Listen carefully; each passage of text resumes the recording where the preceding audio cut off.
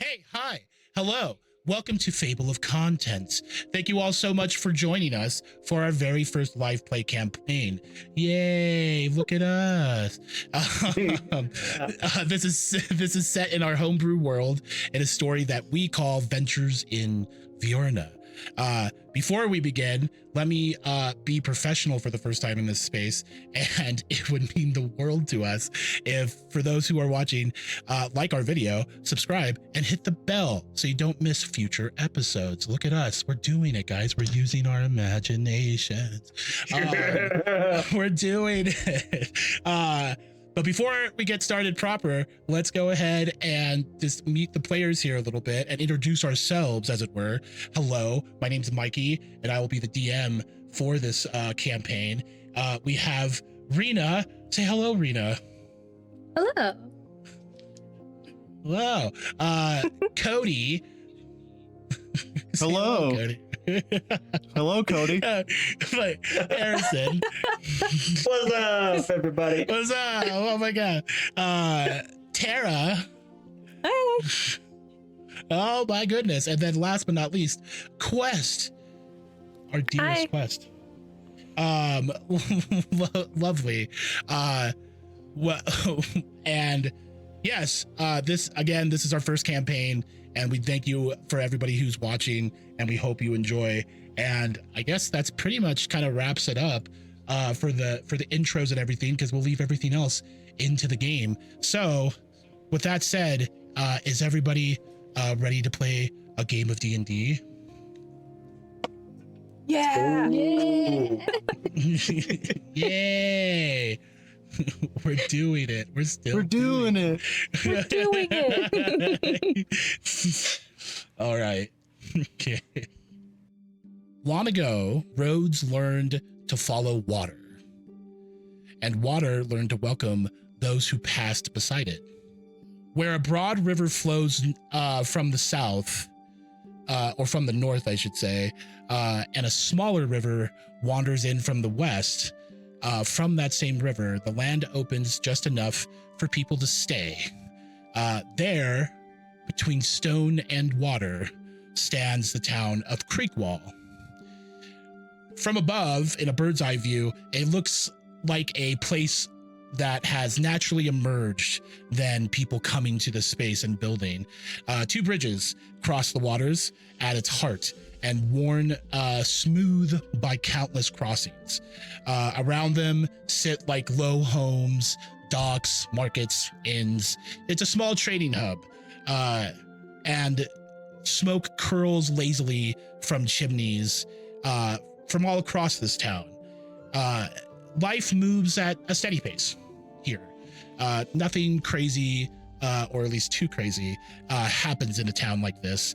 It's unhurried and it's familiar, and that is all you really need sometimes. You don't always need a town that is renowned for its heroes or its legends.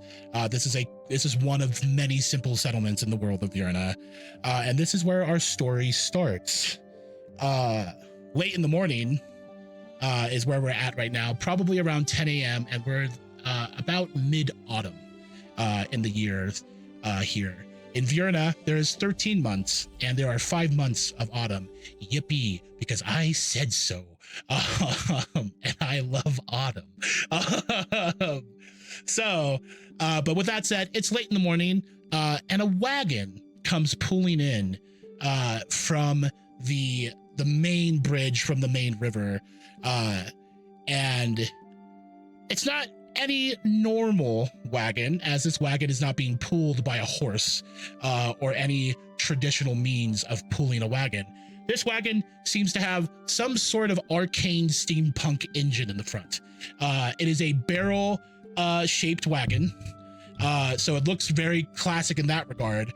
So basically, just think of a good old-fashioned barrel wagon with a steampunk engine in the front that seems to be emitting its own electricity, and it seems like it could possibly explode at any moment, but that's okay. We have faith that it won't. This is simply known as a wagon car, one of many artificer types of inventions that are out in this world, and it comes rolling in, passing the stone bridge, and coming into Creekwall proper. We are coming into Creekwall, which is in the region of Braldoon's Crossing. We're in the southern tip of this region that is dwarven territory, as it were, and is right next to the region of Farlandor, and just right there touching the Green Shadow Valley region. But thankfully we have the natural wall that is the Stone Crown Mountains that kind of split between the two.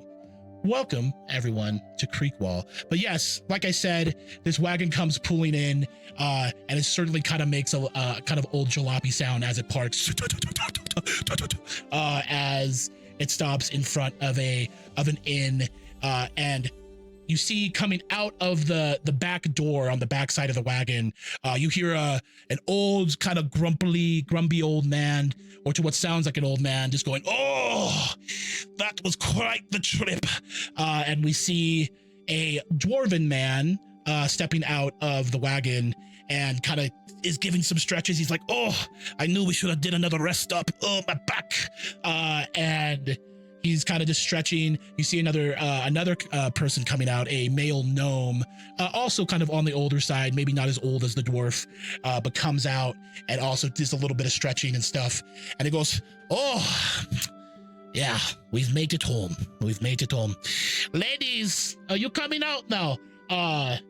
And out of the wagon, we get two more individuals that we can't help but put the focus on, as we see two ladies coming out of the wagon, and stepping out first, I'm gonna say is Quest, would you like to introduce your character, give us their name, and be as detailed as you like? I'm sorry I picked you first. Hi, how's it going?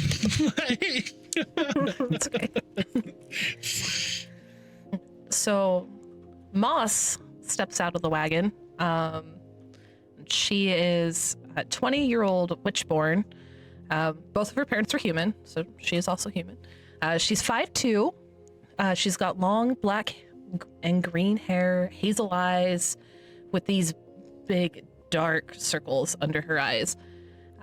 She just has this perpetual look of tiredness on her face. And her attire, it's mostly long, loose-fitting, handmade dresses that have lots of pockets and all sorts of locations, fit to hit her, hide her spell-casting materials and her weapons. Yeah, that's Moss. We love it.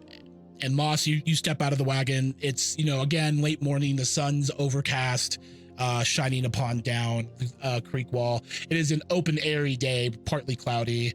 And the next person that steps right behind Moss is our next player, Rena. Go ahead and give us the name of your character and be as detailed as you like.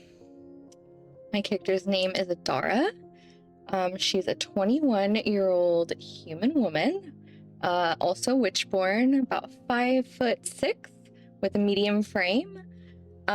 She's wearing clean black and teal dresses with long flowing sleeves and a deep red under fabric under her dress that you can kind of see through the slit that's up her right leg.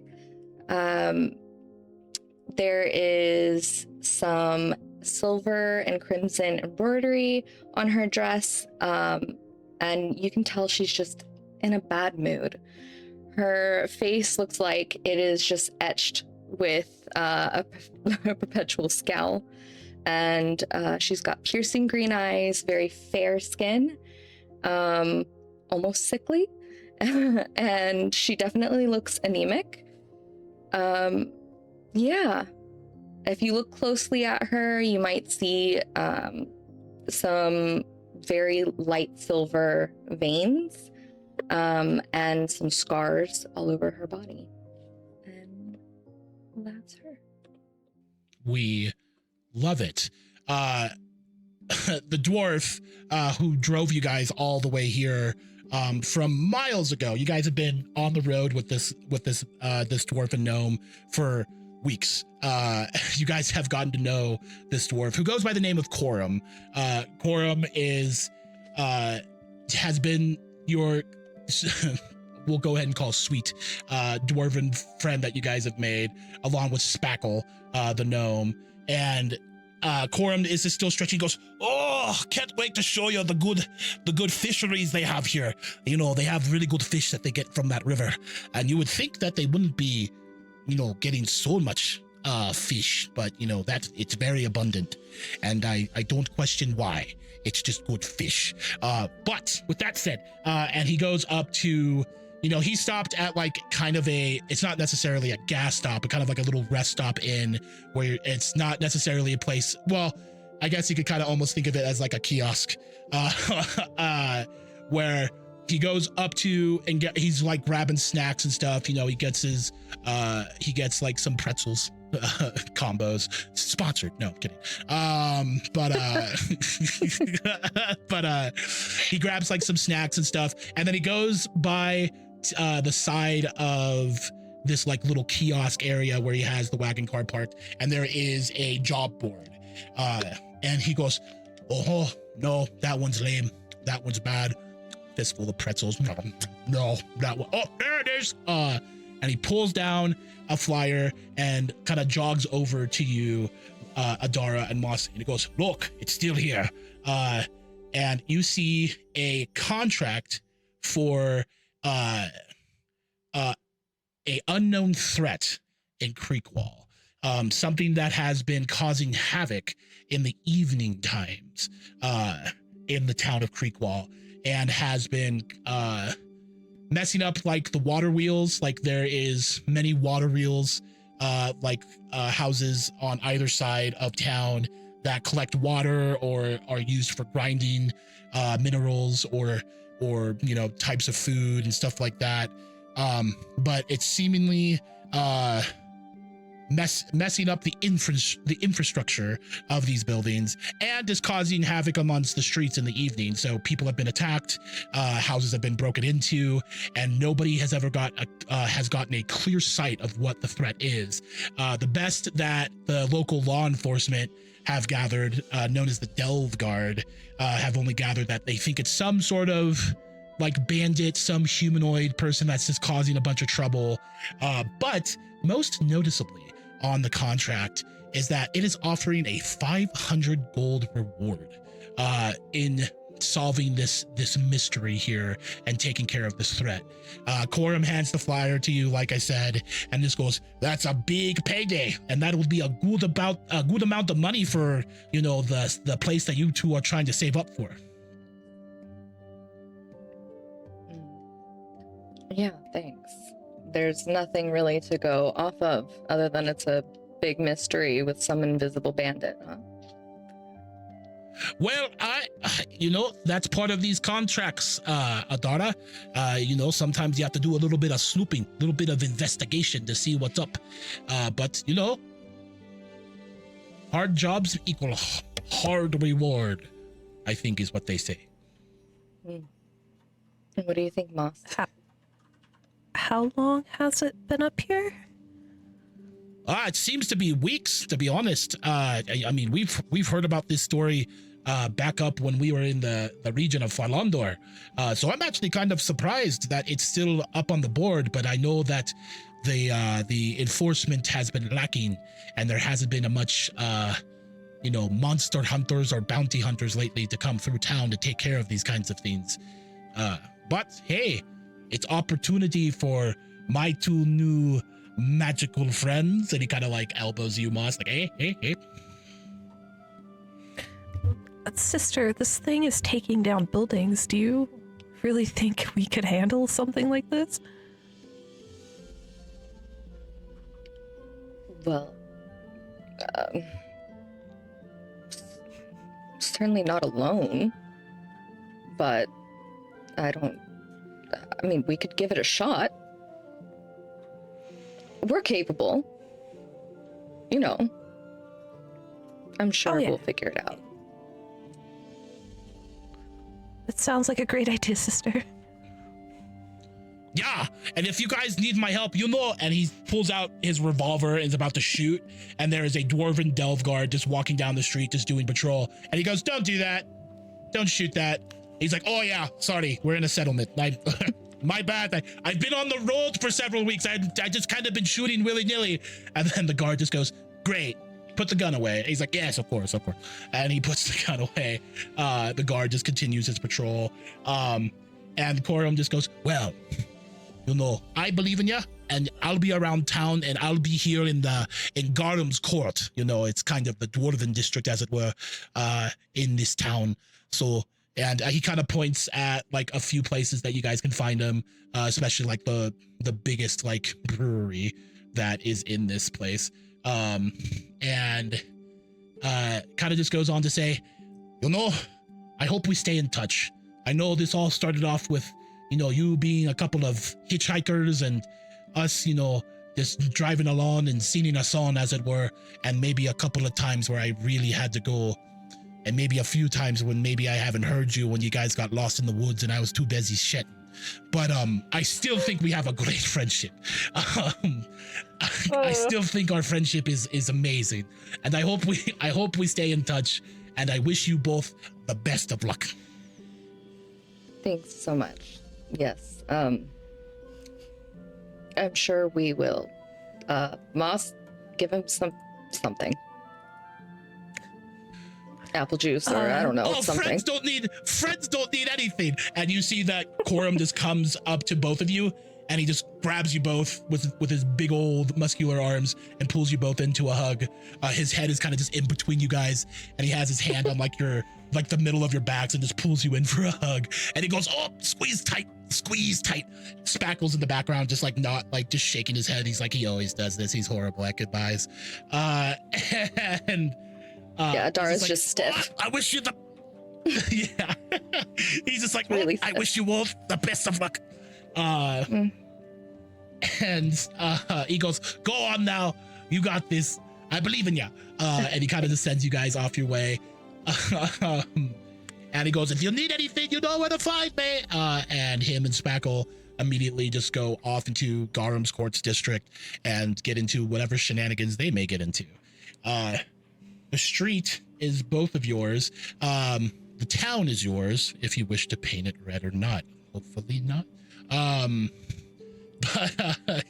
But again, a very busy settlement. You guys are pretty much used to it at this point. You guys have explored many settlements now across the continent of Devalis, which I forgot to mention this, but yes, that is the continent that we are on, simply known as Devalis, where magic is really abundant in this continent, and also very present with other things that the world has to offer. But more on that, of course, later. But yeah, again, you know, you guys are kind of getting used to these types of settlements. People are going to and fro.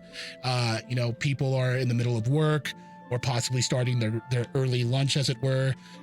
There's shouting, there's talking, there's the sounds of distant hammers and workshops working hard in whatever they do. And the city, like many of the other settlements that you guys have seen, is hustling and bustling. What do you guys wish to do first as you guys are here?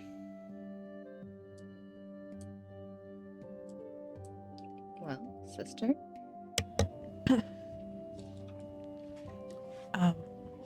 Well, it's so busy.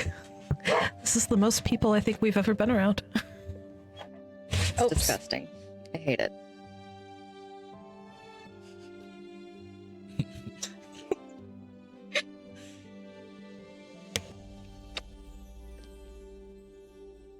I think you're muted. Oh, you're muted. Sorry, I'll just butt an inn, and I'll point towards like the nearest inn. I'm like, an inn's never failed us before. Yeah, that's true. But I guess. which one? I was like, look at all of them. There's too many options.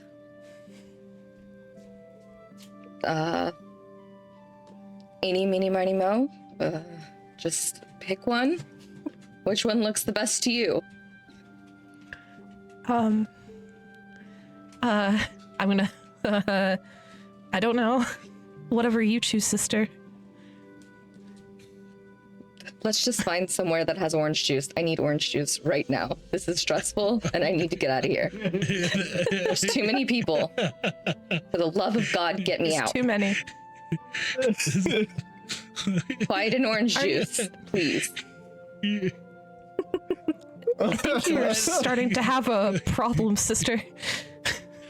Not a problem. If I say it's not a problem, I can stop anytime I want. Let's go get orange juice, please. You're absolutely right. Absolutely. Yes. All right. Has Adara acquired the taste of no pulp or extra pulp for her orange juice? I mean, if we're being bougie, no pulp, but you know, I think Adara is just happy to have whatever is given to her at this point. Yeah. I mean, nothing quite hits the same as the first time she had orange juice, but you know, it's still good. Yeah. Go ahead. For the first roll of the campaign, let's have both of you roll investigation checks. That or perception checks. First rolls.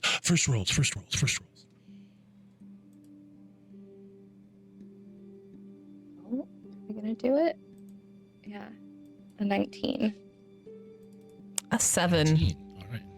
A 7. Oh no. So yeah, Moss, you really are having Adara take lead here, and there's just too much noise. Although you guys have been through several settlements, most of them have been busy, but especially when you guys first started off, like all the way up in the Golden Reach Plains, where that was a lot of like farming communities.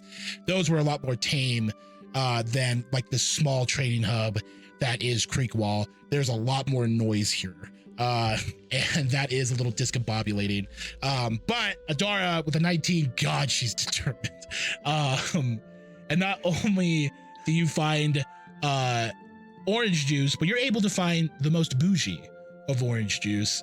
And you kind of ask around for the best orange juice in town. People point you at an inn, just simply, or actually it's a tavern, simply known as just the Happy Fish. And you guys kind of start walking down the roads, heading deeper into town and heading towards the Happy Fish. And you guys do learn a couple of things, or at least start hearing stories about this mysterious beast or person that is causing havoc around town.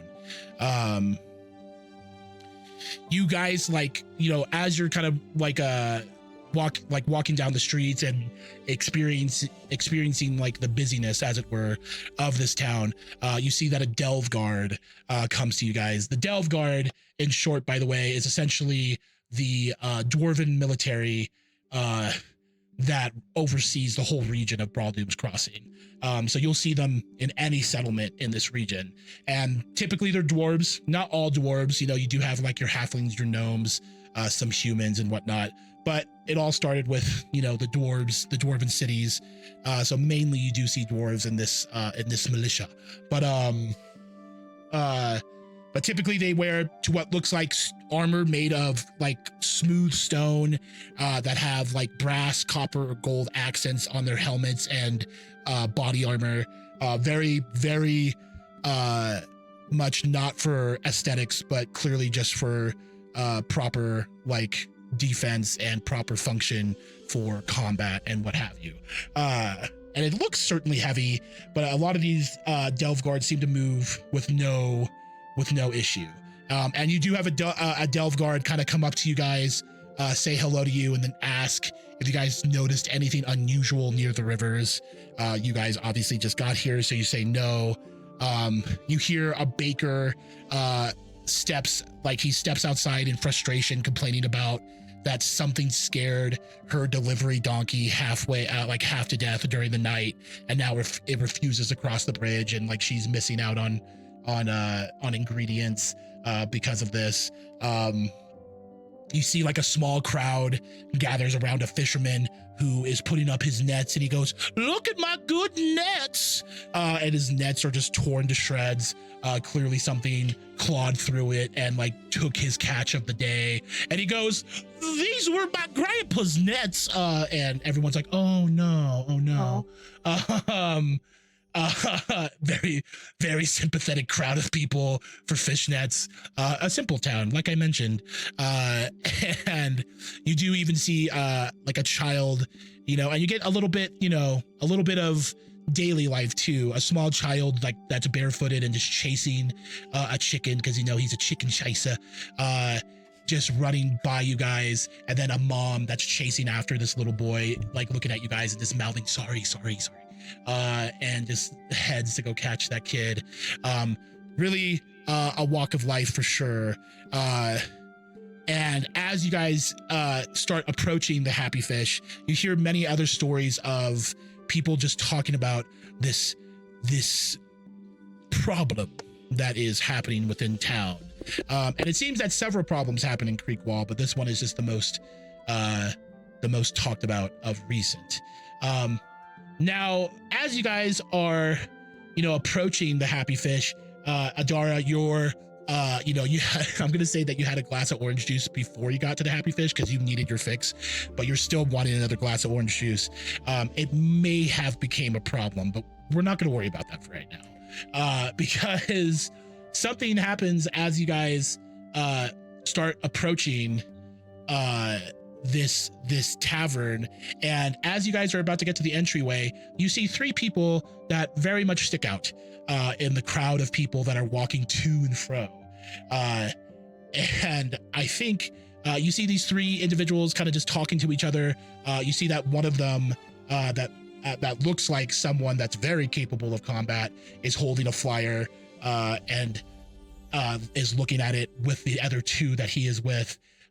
But for the first person we'll start off with, it's probably the person that sticks out the most out of these three.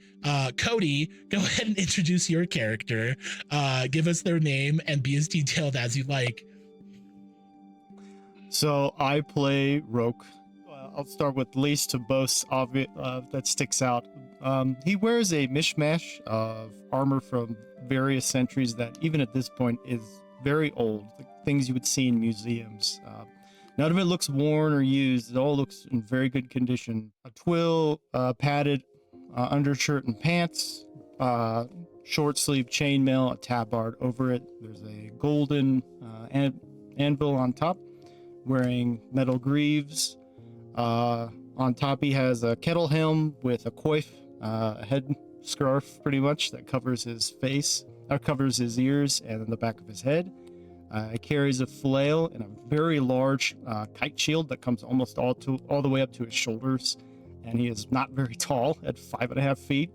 On that is it's red with a very large golden magpie, and the thing that sticks out the most is he is wearing the only thing that's uncovered across his whole body is a bright golden mask with blue lenses and little points of light where his pupils are that move around, and as he gets excited and just he seems to be pointing a lot and just being very excited, very talkative, going through a journal, pulling out another journal, putting away, grabbing another journal, putting that away, going through things.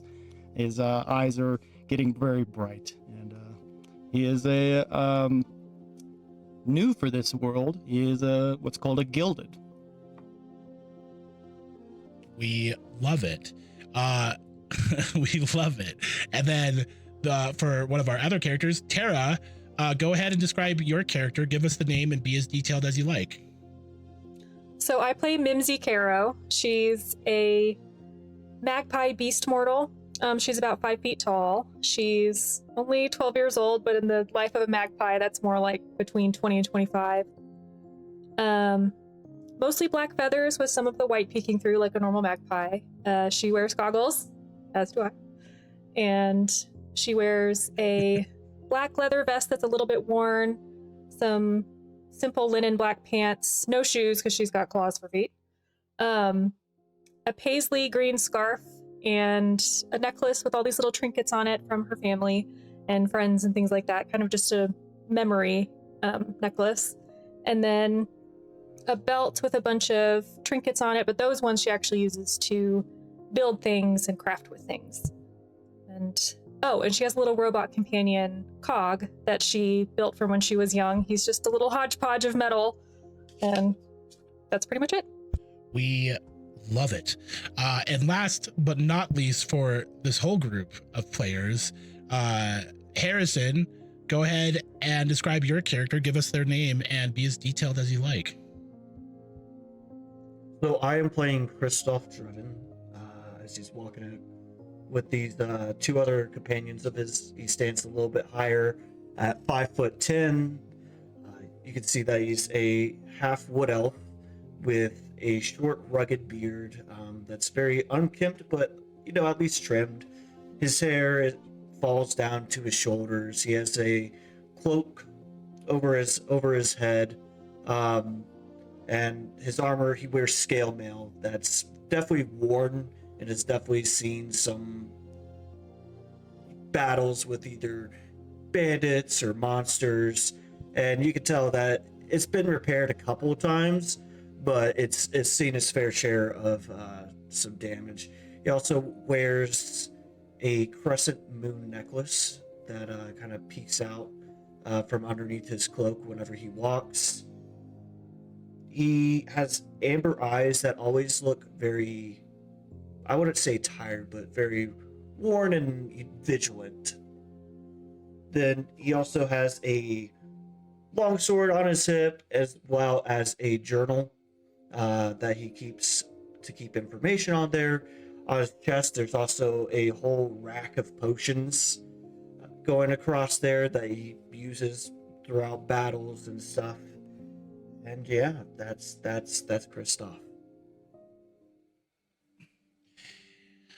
Beautiful. And much like how Adara, Moss, so these are the three people that are very much standing out amongst the crowd of people here. This golden man, this magpie beast mortal, and then this very capable looking, almost military looking in his own right, man with like a sword on his back and having a flyer that he's looking at with these other two people, and possibly looking a little bit annoyed, maybe just a little bit, depending on how you look at it. But as you guys are kind of like, you guys just kind of lock eyes, and you're not realizing how close you're kind of getting to each other. And then Christoph, Mimsy, and Rogue, one by one, you do see these two ladies who are kind of just also staring at you guys with Moss like holding on to the flyer that looks pretty similar to yours, Christoph. And yeah, it's kind of just this, it's like that, that moment when you're just out in public and you accidentally lock eyes with someone else, and it's that second of awkwardness. But you guys are kind of holding each other's gaze a lot longer than normal. So I believe we had to investigate the water mills and find other people, and then. Oh, hello! Are you doing the job as well? Yes. Come here. Come. Roke, stop. Sister, they have our flyer. It is. They are all potential helpful or even competitors. Ooh, but it's really rude to not introduce ourselves. I am Roke, as my caretaker has introduced me. Thank you. Hello. Please introduce yourselves. It could be a different flyer for something else. That is preposterous. That one looks like she doesn't want to talk to us. That's okay. Please, my caretaker, Mimsy, and my current trainer and hired bodyguard and traveler, and how you wish, Christoph. You are? I'm a Dora. I've never heard. Thank you. I'm Moss. It is lovely to meet you both. Could we by chance see your flyer and compare?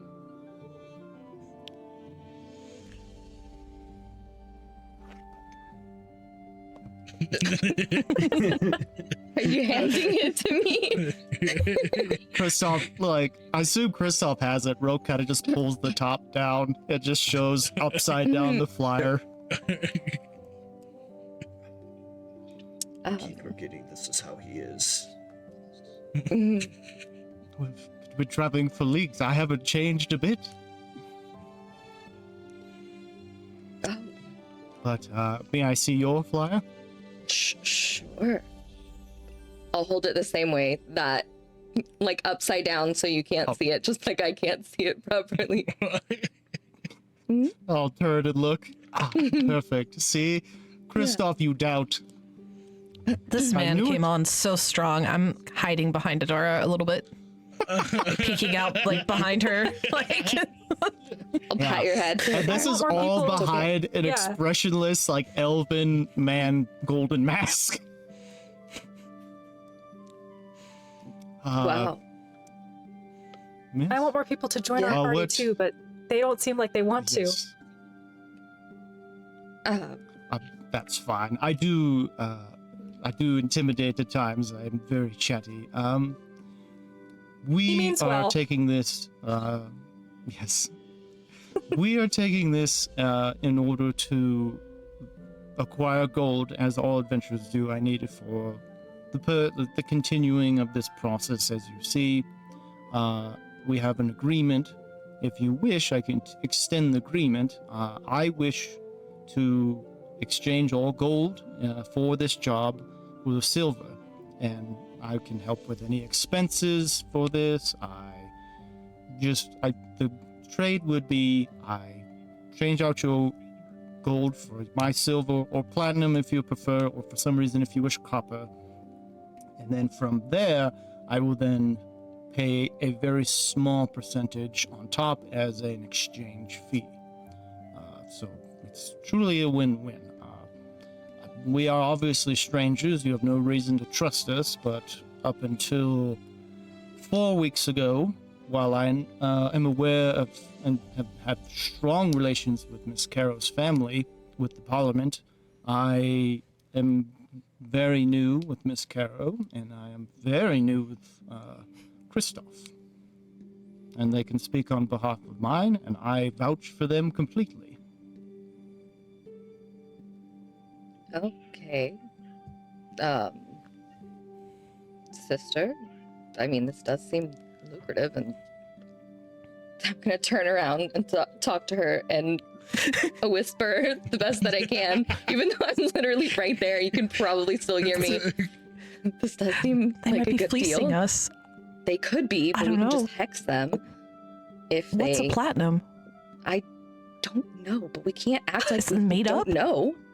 It sounds Oh, I guess. like it could be a thing, but I don't know. Not long Do we ago, need to we go thought grab that one we of the had to go get dwarves? ore and make it ourselves. I don't. Well, we could. We could always. I mean, he vouched for them. Do we need somebody to vouch for us? Do we vouch for us?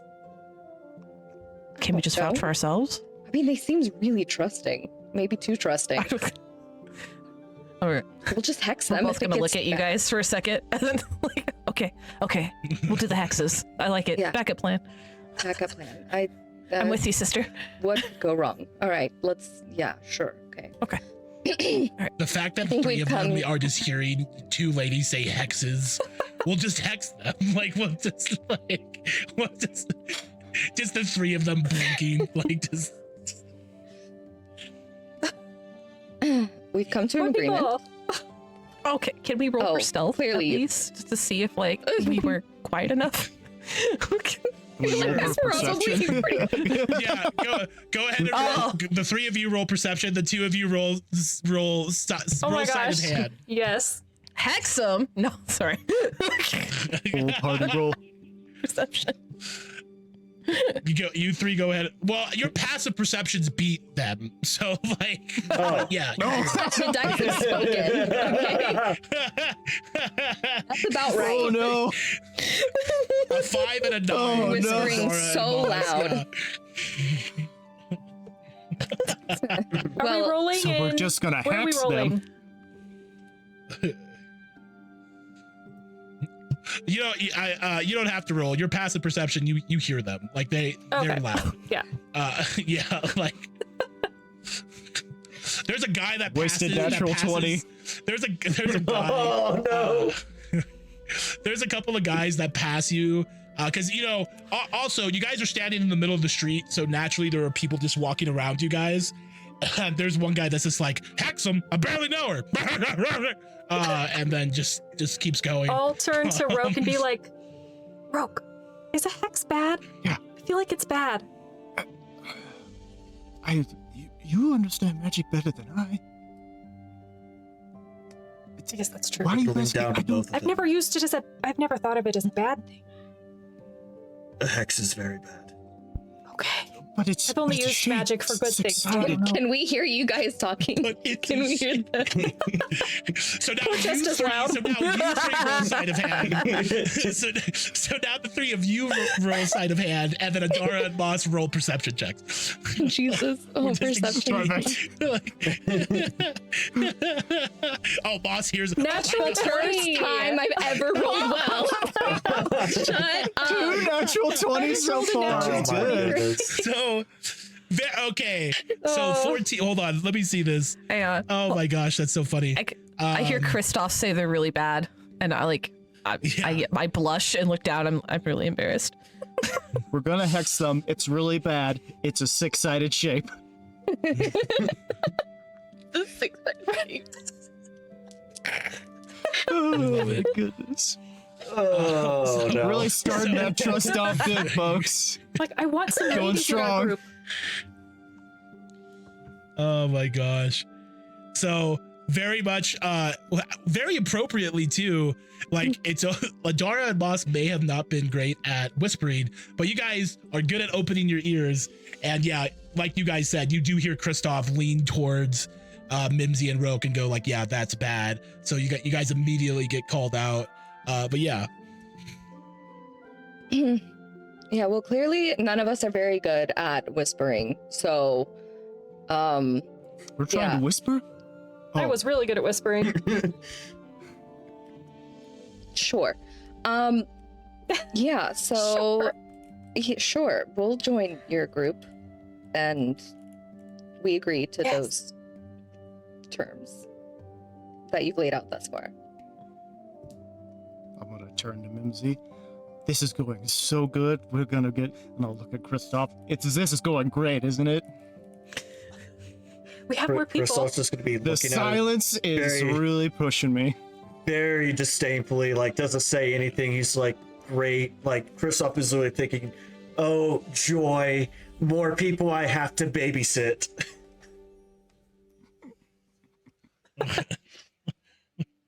Hopefully, people who will Right. talk about something Yeah. other than history and monsters. You look Shade. this way. Mimsy just with Shade. the buzzine, like just taking shots at Kristoff and Rogue, just like Jesus. She's so excited about more people. Even if hexes are bad, she's like, meh. It could be worse. It could be worse. I'll roll my dice on this one. You have So, you guys are we shall- having, sorry, you guys are having this conversation, and there is a Delve guard that passes you guys. It just goes, "Can you guys please get off the street? There's a lot of people. Like everybody hears you, by the way. Oh, Like you guys are sorry. get off the street." And he kind of like pushes you guys towards the happy fish. But yeah, you guys get yourself a table. No, yes. I Definitely, need more orange yeah. juice, so yes. We have to So, go I will you guys- order over. the- Sure. So you Mimsy's guys kind gonna of get like some bread. start. Yeah, you guys start having like small chat with each other. You guys get yourself a table. The happy fish is a pretty nice size establishment for a tavern. It's definitely meant for many people to come in and out, get a quick meal, get a quick drink, and then get back to work or get back home or whatever your agenda might be. You guys get sat down. Adara seems to immediately order a gallon of orange juice and like just keeps it to herself. But other than that, there is a complimentary basket of honey crusted rolls. And that goes to okay. I want all of them. I will leave a few for the table, but the rest are mine. Yeah, absolutely. I will pass mine to Mimsy. Adara and Mimsy looking at each other going like, I see that you like to hog something as well. Interesting. A commonality. You guys get like, the usual like brunch, pretty much that would be in this town, which is some sort of charred grilled like trout, or some other kind of fish, pan fried, what have you, with some extra slices of bread for that I'm sure Mimsy just takes, side of like roasted veggies, and plenty of other things that you guys wish to have. If you guys wanted to get like yourself some sausages and eggs and whatnot, whatever you guys feel here. But yeah, you get a table and you guys enjoy the food and drink. Maybe get yourself some ale, some good old dwarven ale. But yeah, go on with your guys' conversation.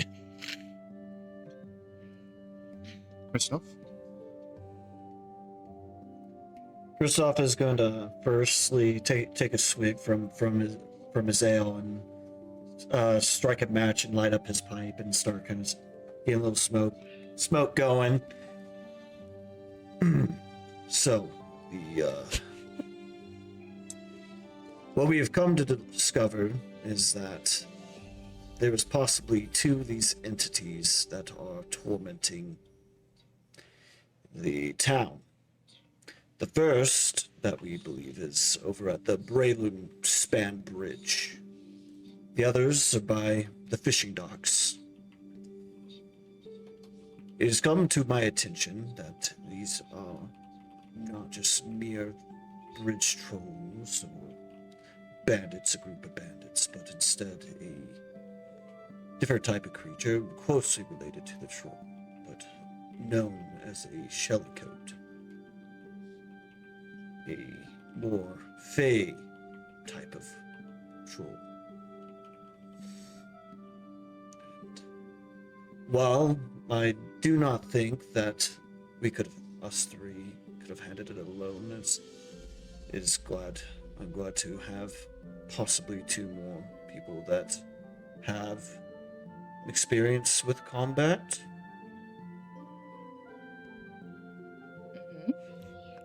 Looking at Dora.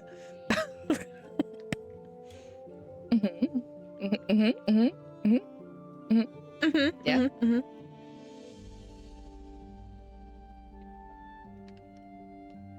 Capable. So what did both of you do before coming here? Oh, what did we do before coming here? Moss, take it away. Just gonna look down at her bowl of clam chowder and get like super nervous. Clam chowder. Well, we rode in a vehicle. Mm-hmm. We worked at an inn and a farmstead. Ooh.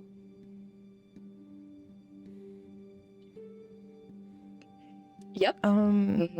Yeah. Did you enjoy it? We took down a two-headed dog that was trying to attack a scarecrow.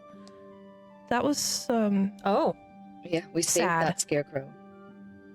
We did save the scarecrow, but it was We did not save the dog. It bit us, and it needed to die. Oh. So, limited combat experience, is what I'm hearing. Well, I mean, what do you mean by combat? Because, you know, we've had to defend ourselves plenty of Fighting times. against creatures that are Others? Other Maybe people? other people. We've done that tons of times. Crickets. We have a lot of experience with crickets.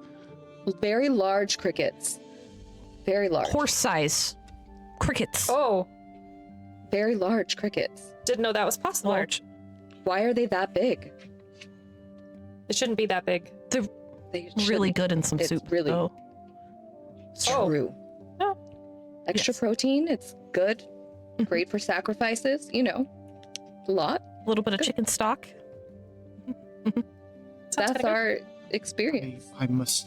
We're pretty pretty I well must rounded. interrupt. You. Oh yeah. Where are you from? Where you have horse-sized crickets? Oh, it's That's incredible. You've we've never seen heard it of on that? our That's surprising. adventures, No. passing through from place to place, or multiple. Can you tell me these places, please? I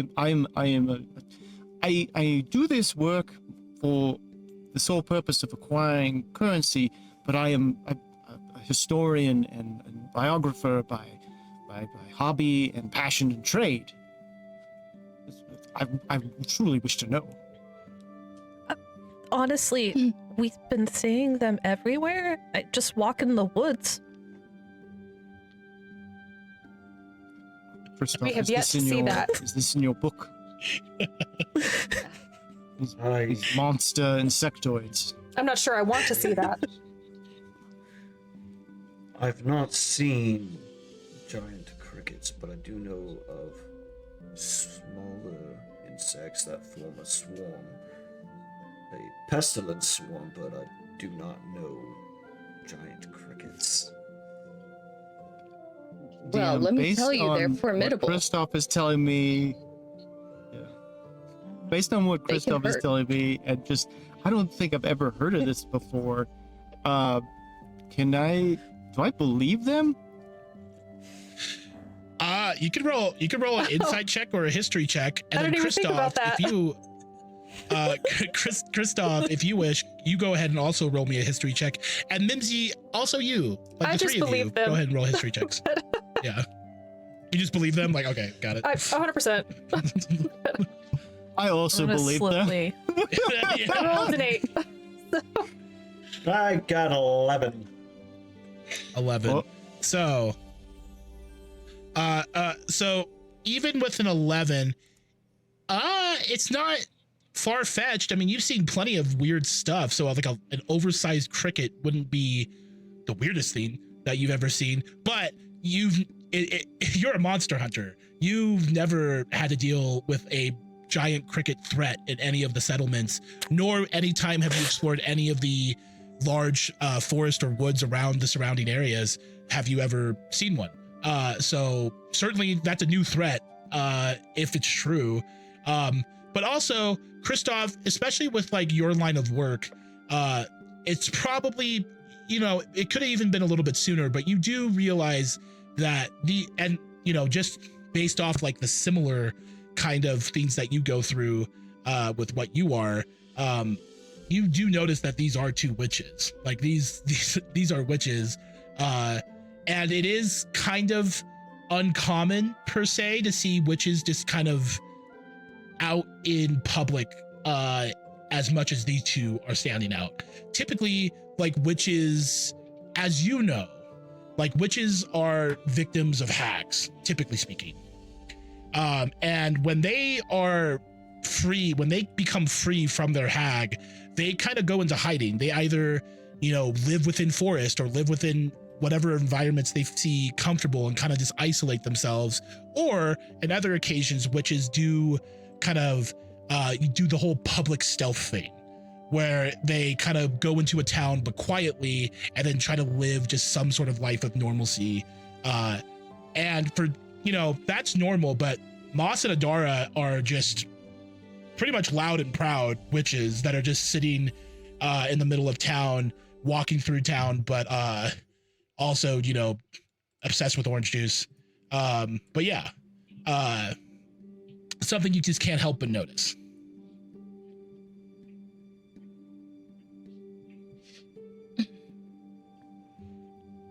I want to slowly reach across the table to try to grab a roll from the Kenku sitting in front of me, the beast mortal sitting in front of me.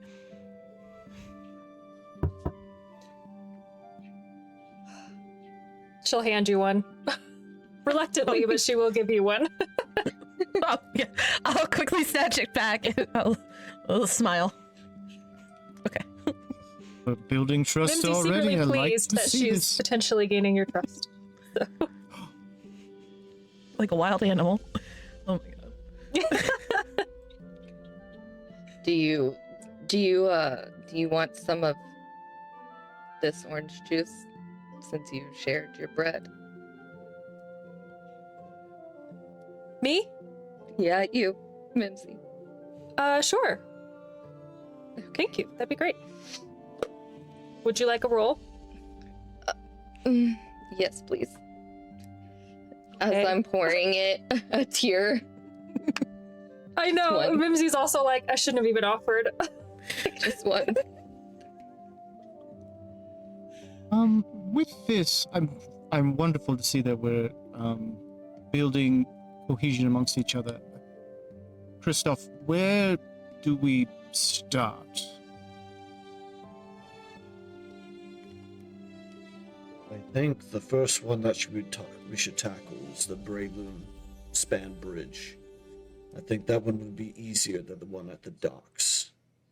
That one is a bit trickier, I would believe. We would have to fish that one out onto the docks. But with the one on by the bridge, we can at least take that one on at the shore. And if it's quite all right with you four, I want to go into a little bit of detail about the things that we're about to tackle so we can come up with a game plan.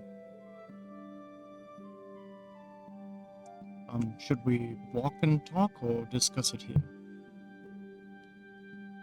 Discuss it here, I believe, and then we can stake out the area. Sounds good.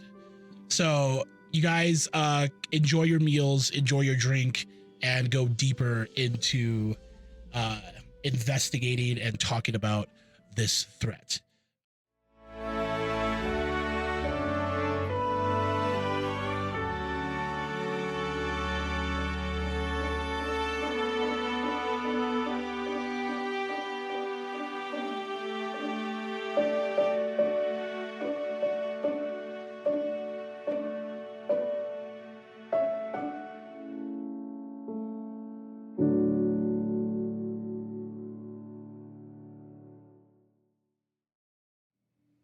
So you guys like finish your meal, you finish your drinks, you guys have a little bit further discussion, and Christoph, did you want any more points here before we leave the Happy Fish?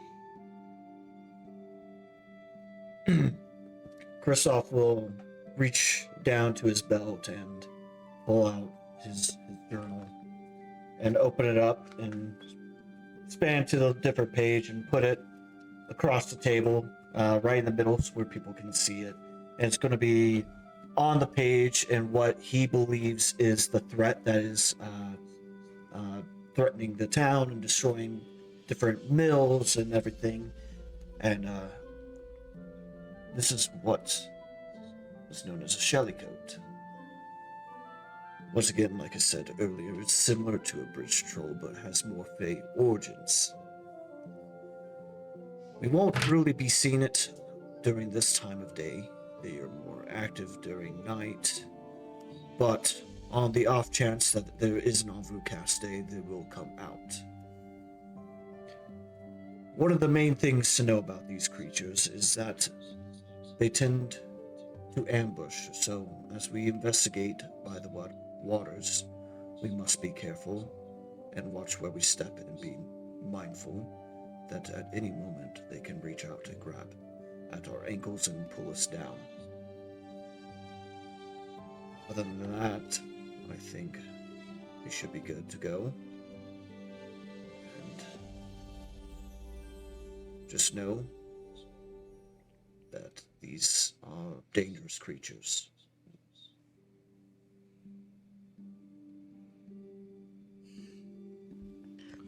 Sister, Do they can have you any ask? sort of... Oh, please, Moss, continue. I'm whispering to Adara. Sister, can you ask the scary one if they have any weaknesses?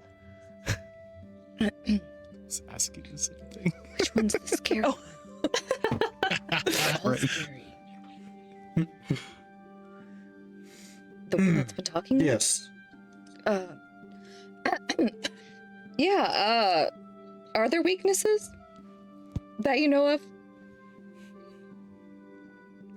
One, the main reason why they don't come out into sunlight is that they turn to stone whenever they are met with natural sunlight, not artificial sunlight produced by magic. I have unfortunately learned that the hard way. More weaknesses usually include fire and acid. If they're not hit with anything with fire or acid and any sort of damage, they are known to be able to regenerate limbs. Great.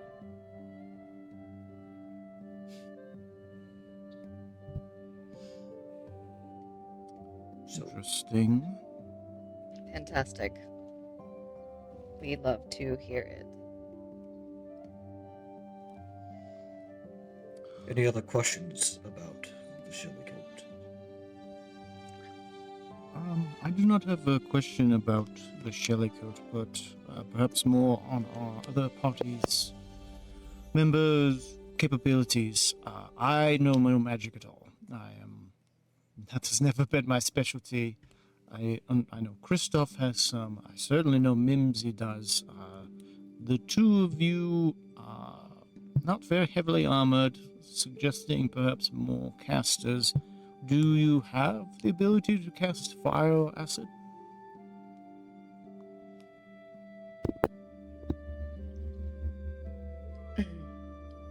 I have a couple things, but for the most part, most of them no. Excellent. No. Excellent. Some is So, better than What are we than gonna none. do? Yeah, that's right. Yes. Absolutely. So then, what's our plan? We can't just go find them and hope for the best. No, the best time to spot them is at night, and I believe if we can create some sort of diversion or distraction, like putting something out onto the water while they are most active, like a boat that's not filled with anybody, it could attract them to that, and then we can pull it up to the surface and on land. Though I will say, while they can swim, they are still faster on land than they are at swimming. So, they are quite a difficult prey or predator in this environment.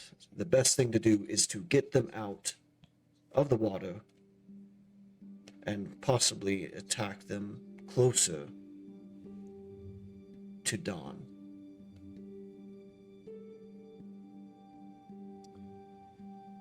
Excellent, Timing. excellent.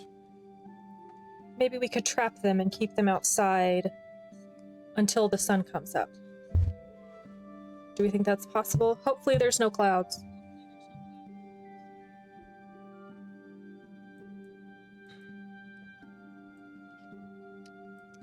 They are quite large creatures. We would need Oh, a very big trap to keep them in.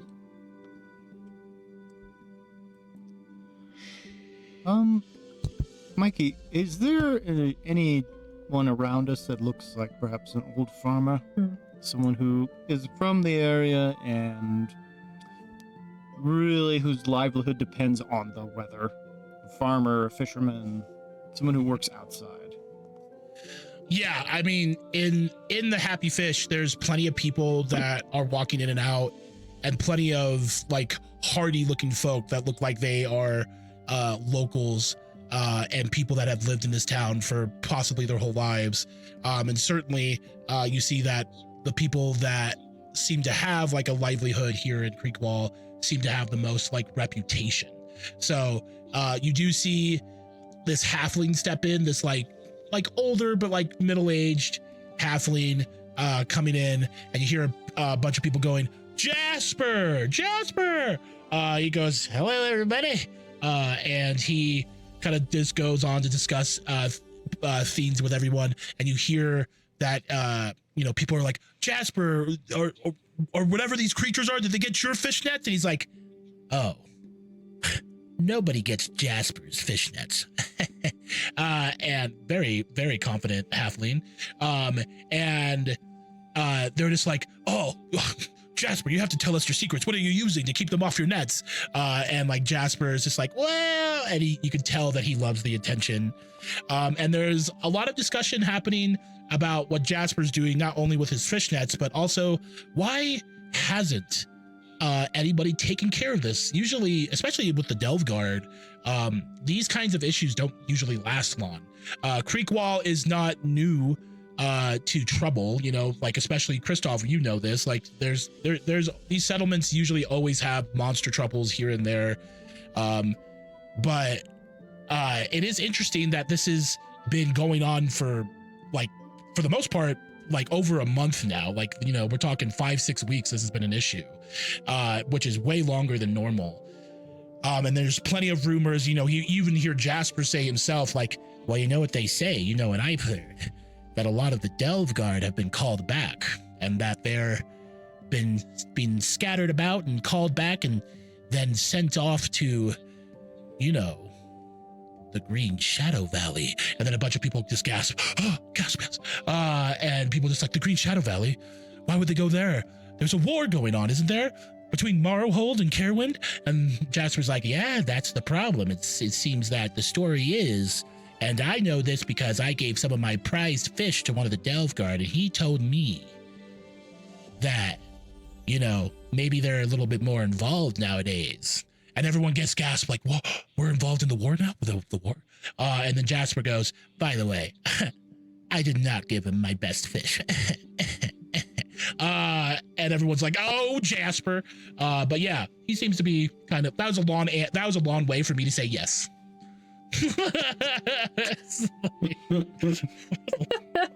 Jasper's too full of himself. We should not talk to him ever again. We should never bring him up again. Jasper just ends up right next to you and just goes, let me tell you something about fish. No, I'm just kidding. I'm kidding. I will turn to Christoph. I believe the locals will know best. And with Mimsy's concern of, well, tomorrow will it be overcast? That gentleman seems to know something that others do not. I can attempt to talk to him. You can attempt to intimidate him, perhaps. But he seems to be the one we could perhaps ask about the local knowledge. And if for whatever reason, if he is honest about his fishing nets, how?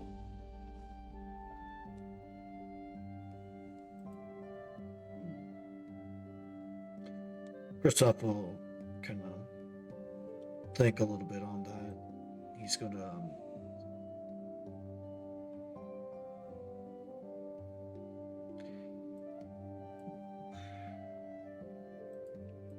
it would be interesting to see where he has put his nets, or what he has put on his nets to deter what I think this is.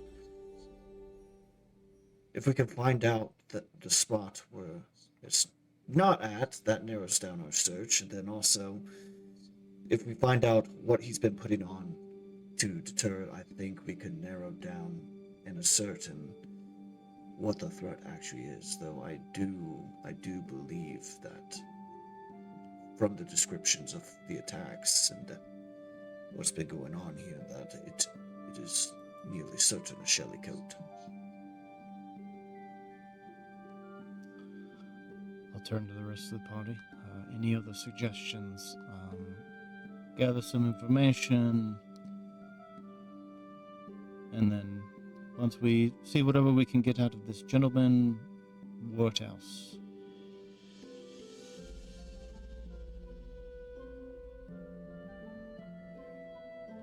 Understood. I will go. Can I see what he's drinking? I'd like to order like another of that. Yeah, you see that he's drinking some sort of like dark dwarven ale. Like he just whatever the fresh tap is, basically. I'll order 2 of those, and I'll once kind of he's like gotten over his of like storytelling, I'll approach him with the 2 ales, and it's like, you seem to be the man to talk to in this town. Jasper, I believe is your name. I am Rook. It is a pleasure and an honor. He looks over at you, and Jasper, again, like middle-aged but on the older side. He is bald-headed, but he has hair on the side of his head, and he has like a loose ponytail in the back. That is like salt and pepper, very much black and white hair. Clean shaven, but has plenty of wrinkles and scars on his face from the years of fishing, supposedly. Tattered clothes, fisherman's clothes, just like simple clothing. He does kind of, I guess, does Roke smell still? If it's really strong. Like, Yeah. it has to be very strong. Okay. It's a little strong. For you, that's probably a lot for other people, but people are used to the fish smell in this kind of town. But he looks up at you and just sees you as a gilded, Yeah. and just goes, "Whoa, golden guard alert." What can I do you for? I appreciate the drink. Yes, please. And if you will help me with a couple of questions and perhaps an additional task, I'll be happy to pay for your entire night's tab. Oh. Oh. Say no more. Excuse me, everybody. You see that he takes the drink that you bought him, and he just slams that down, and he's all like, "Oh, gonna be a good day today." And he hops off his And stool. I'll pass him the other drink that I have. He slams it down, and he goes, "It's gonna be a real good day." And then puts that on the counter, pats his like little beer belly, and goes, "Okay, what do you need?" First, you seem to be a very successful fisherman. I do not wish to waste your time. What is your daily wages? Oh, my daily wages. And he kind of looks around, and he sees that there's plenty of people in this tavern that are like wanting to hear Jasper's secrets. And then Jasper goes, "Perhaps you can walk and talk with me. Wouldn't want my competition listening in." And everyone's just like, "Oh, Jasper." There's one guy going, "Fuck you, Jasper." And he's like, "Don't listen to him. He's just bitter." Of course. The jealous, it is terrible to be that like. They know their betters, and they know they shall never be matching them. And I'm really just trying to play into his ego. Yeah. This is not the first sleazeball I've ever had to talk to. Right. And the guy that yelled obscenities towards Jasper just goes on to scream, he outfished me. He took my gerb. And Jasper's just like, "Oh, come on then." And Jasper kind of just gestures for you to follow him outside. Do you go with him alone, or do you gesture to the party to follow you as well? I'll wave to the party and just give them an opportunity to follow if they wish, or continue to sit. I'm not gonna like follow this guy into an alley though. No, he just takes you down and out. He starts pulling out a gun. Yeah. He's like, "Follow me." Yeah, exactly. Kristoff will get up. He'll take one of the potions off of his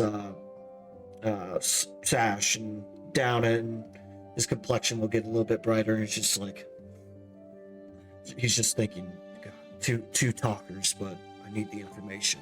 And he's gonna get up and follow Roke out the door to see what kind of information he can get from Jasper. Sure. Does anybody else stay behind in the tavern? Anybody else want to do anything else at the tavern, or are we all following? I don't know what that wave meant, but looks like people are getting up. I guess we follow. Oh, Is I was going to be Whimsy like, going with girls' table. But Oh, girl. yeah, I'll follow if everyone else is going. Orange No, juice I and mean- bread. We can Orange juice and bread. we can eat bread and drink orange juice, and that sounds like a fabulous time to me. Let them sort it out. There's a lot of We'll get the daily information drunks later. here that are It's just fine. there's a lot of people just getting drunk in the morning here, and then in the corner is just Mimsy, Moss, and Adara. Orange juice and bread. Yes. Orange juice and bread. Watch the other two walk off, and then Mimsy's just standing there, and so Moss is just gonna look back and forth, and like a little bit of like anxiety and panic is gonna set in for a second until like it's determined we're gonna stay at the stable. Yes. Just slowly sink back down. Yeah. This seems appropriate. So, Mimsy. Yes. No, that was it. Okay. That was all I I was had. like, continue eating my bread.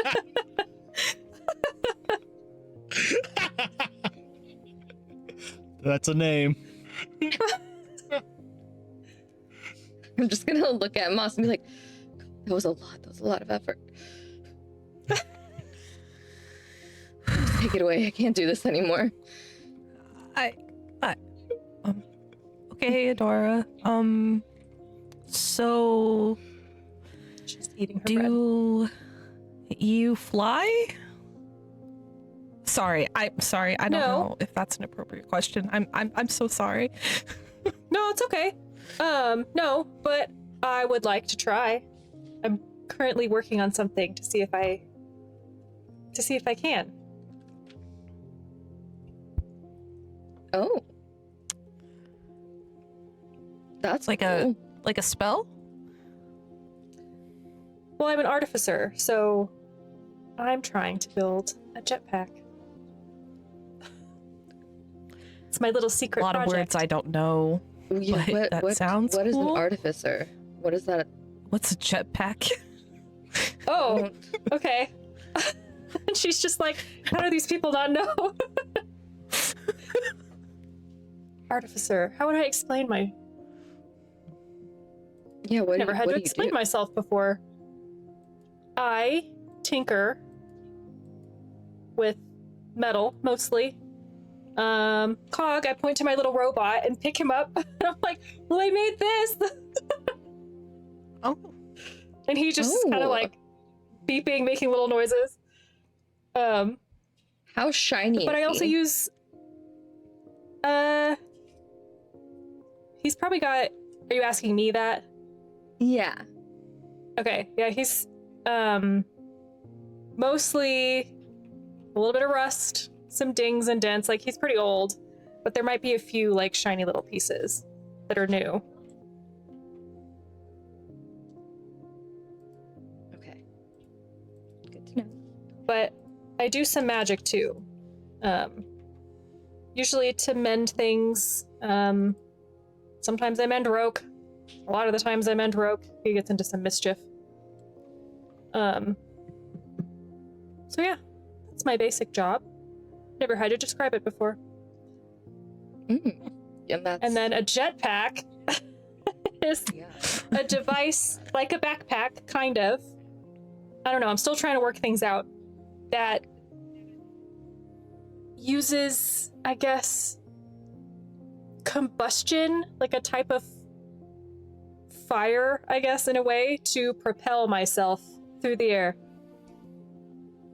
I don't That know if also it'll work, sounds like magic. but yeah, I'm trying to use a Good little bit of on you. magic to try and make that work. you must be very talented trying to put fire in a backpack. Thank you. That does sound like it takes a lot of talent. Yeah. Well, I've just barely started it, so I might never get off the ground. Well, not with that attitude. I guess you have a point.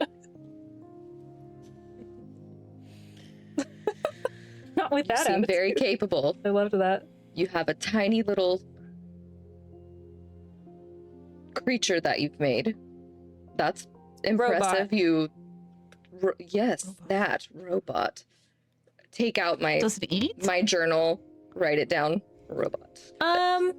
Sometimes I have to give him some like oil and stuff so he doesn't get rusty and can still work. But he's kind of run by a type of magic. Oh, I made a little buddy out of magic. You did? Uh-huh. I want to see. Oh. One of my pockets. And then you'll hear a soft like squish as I put it on the table. And I'll remove my hands and you see a snail. Is it cute? Because I want to know what her reaction will It's be. oh yeah, so it's got like a tan spiral, like a tan and purple spiral shell with like different runes like etched into it. And then the creature itself is this green, slimy, long creature with these big orange eyes and a very sharp teeth. So it made me will go, oh, he's so cute. How fun. Isn't he the most adorable thing you've ever seen? Does he have a name? My sister is so incredibly talented. Aw, yes, his name's Nom. He's my son. No. I love it. Your son. Yes, I made him. Oh, I guess that would make Cog my son. Yes. That's how that works. Just like pet him. Does yours bite? Mine does. He can pinch by accident. He does that to me a lot.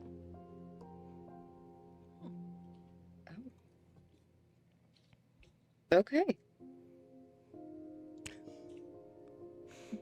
Pemby is We'll have to schedule gonna play dates. a play date. Adorable. Cog would just like slightly poke the shell very gently. Just Oh, it's gonna turn around and bite him. Cog's just like screaming. Ah! just like flailing around. Nom's holding on for dear life, I bet. Oh, he's really good at it. I'm sorry, I'll pick up Nom again. That's how you Break know the that he two likes apart. him. Yes. Perfection. Yes.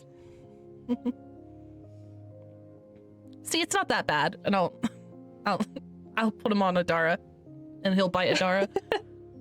Oh, sweet Nom, thank you so much. Sweet boy.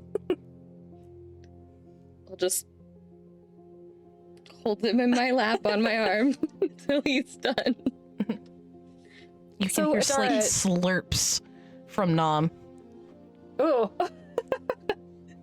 So, Adara, do you have a little familiar of some kind? Yeah, Pemby. Pemby, come play. And you'll see a little pseudo dragon kind of peek his little head out. He's got like cartoonishly big eyes, and a face that just screams mischief. And he changes color to match his surroundings like a chameleon. So he kind of just blends in to the table a little bit, and then when he feels comfortable, pops back out, jumps on the table, and goes and looks at your little mechanical creation. And anything one that's bite? shiny. Well, you know, Sometimes, but mostly he just likes shiny things. And it doesn't seem like there's a lot of shiny on your son. So, I think it's fine. My son. You're Okay. a sweet Well, he's baby made of boy. metal, so he should be okay. Yeah. Well, then we're good. Pemby is so Good cute. boy. I'm gonna pull the snail off and give it back to you, Moss. He's had enough, Nom. Good job, Nom. You guys see your familiars or your little comrades playing together, making a little bit of a ruckus, and the three of you are bonding. The same guy in the corner that cussed out Jasper is just like, what the fuck is even that even? What's going? Is nobody seen this? You hear the bartender just go, "Shut up, John. You're always complaining." Well, nobody's looking at this. And fuck Jasper. As we transition outside to Roke and Kristoff. And Jasper kind of just takes you out front. He doesn't like try to take you down an alleyway or anywhere. But he does wait for like pockets of privacy because there are some people that try to, step outside to listen to Jasper to see if they can hear any of his fishing techniques or tactics or whatever. But he tries to be as subtle as possible. And he goes, "All right, so are you guys trying to learn some of my techniques or something like that? You guys need to learn how to catch some fish?"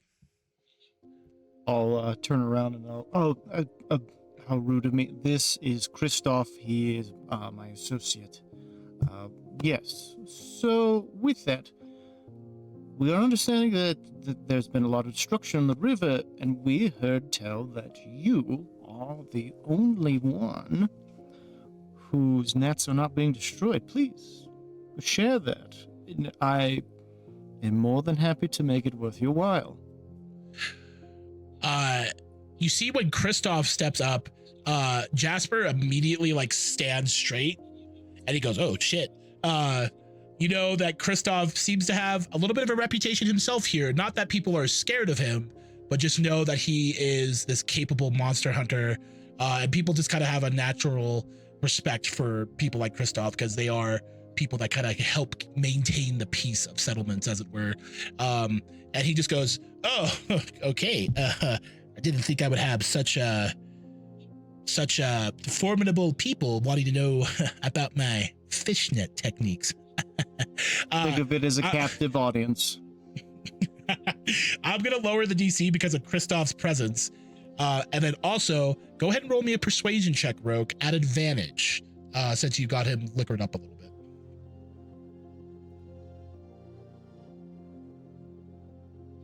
21. 21, he says. He just looks at you and looks back and forth, and just goes on to say, "Let me tell you the truth, buddy. My fish nets have been getting fucking wrecked. They've been getting wrecked. Do you know how many fucking nets that I have been having to buy? I've been having to buy so many nets." Well, hold on. First off, I'm going to tell you a little secret, and I'm going to trust you that you won't tell anybody else, okay?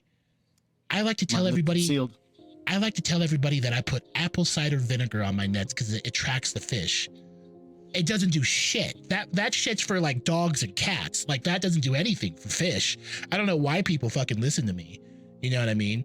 But that's what I say. But you got to make sure that you keep up that fib, okay? Because if I can't have anybody knowing that I smear fish blood all over my nets and then let them hang to dry, that's the technique. You got to let the blood dry so that when it gets back into the water, it releases whatever smells it still has in it, and that attracts it. That's how you do it. But here's the thing, okay? Here's the thing. I had my first group of nets like messed up, but I noticed a pattern, you see. It seems that during the day, if you ask me, I've been noticing these large bodies in the water swimming very fast upriver or downriver. And let me tell you, it's not a fish. It's definitely not a fish. If it is a fish, it's something that nobody can catch with any net in this town. You would have to combine several nets. Oh my God, if we just combined all the nets together and then put them across the river. Holy shit. And you see that he's just cooking up ideas in his head now. But he goes, I've been seeing them going to and fro, but it does seem that they like to go to the main bridge. They like to go to the Bralden Bridge. You know, it's called Bralden Span, but nobody calls it by the full name. It is called, if anything, they just call it the B Bridge. And then the bridge to the west is called the L Bridge. You know, locals, we just like to make things simple. But yeah, I've noticed that they'll be going up and down the river, up and down, and then they'll swim back over down to the B Bridge. So I think they're holding up there, but I've noticed their patterns. So I've been putting my nets out in between them, coming up and down the rivers, you see. And that's what keeps me getting the fish, and everybody else is crying over the holes in their nets. Laugh with me. Now, Jasper. Of course. Yes. What are the time frames in which they tend to go back and forth? You said you figured out their pattern. What are the time frames of that? Well, the ways I sees it, it seems to be around the late afternoon times, and I would say probably just around the early afternoon times too. I don't think I see them in the mornings. If I do, if they have been swimming in the mornings, then, you know, I haven't noticed them that. So you can still get some good fish in the early mornings. So, but typically you want to kind of get the nets out late morning to the afternoon time, because by late afternoon, a lot of fish come down river. But yeah, it seems around afternoon time and late afternoon time, but then they kind of swim back to the B Bridge, if you ask me. And in the evening, that's when all the chaos happens. I can't prove it myself, but good old Jasper has a sneaking suspicion that that's what's going on.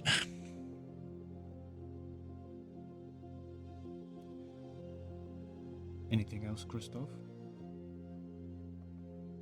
I actually think that about covers it. We have a time frame of when we can catch them unawares, going back to their base of operations, and I think that's the information we need. Jasper, you truly know, unrivaled in this town as a fisherman, as a ferryman, a boatman, whatever term you prefer. Your daily wages, sir? My daily wages? Buddy, I'm lucky to make a gold a day, okay? I'm fucking struggling. I do apologize. I will open up the one pouch that's on my hip, and let's count out. Jasper, let's make this fun. Can you close your eyes and hold out your hands? For you, anything. And he closes his eyes, puts out his hand. And I'm gonna pull out 20 silver, and I'm gonna, without trying to put it in, I'm just gonna take his hands, I'm shaking them, and release the coins into his hand. He's like, Jasper, truly, never stop talking, always be open, keep your secrets to yourself. He takes it subtly from your hand, and he looks at you, and then he starts tossing up the money in his hand, publicly, and he goes, hey, I'm glad to help, and, once you know a trick or two about these parts and how these rivers work, you can make good wages as a fisherman. And a couple people, pass you guys going into the Happy Fish, and they're just like, how does he do it? 20 silver already? Just from being a fisherman? How the hell does he do it? And he goes, able to keep the lie up. All right. And he goes, and also, let me tell you this, there's been rumors going about, that several of the water wheel houses have been hit. Those whatever's swimming in these rivers, they're not just taking things and messing up nets. They're attacking the water wheel houses. So it could be that they could be hit up in one of those. But that's just a theory. I'm just a humble fisherman. No one is more humble than you, Jasper. No one's more humble than me. Anyway, I'm gonna go get myself another drink. And if you guys need anything, I'll be here for a little bit before I head back and check my nets. The nets are not out right now because it's close to the afternoon. And he winks at you guys. And then just heads back. Just the light blinks in and out on my eyes. And it's around this time that Mimsy, Moss, and Adara, you guys have your moment inside and come step outside as Jasper heads in, and you guys are rejoined with Kristoff and Rook outside. I quite like Jasper, but he also talked too much almost. But I genuinely liked Jasper, and he gave us good information. He spoke too much for you? That's shocking. It's perhaps not the volume, but the delivery, but semantics. Kristoff, care to share your tactical plan?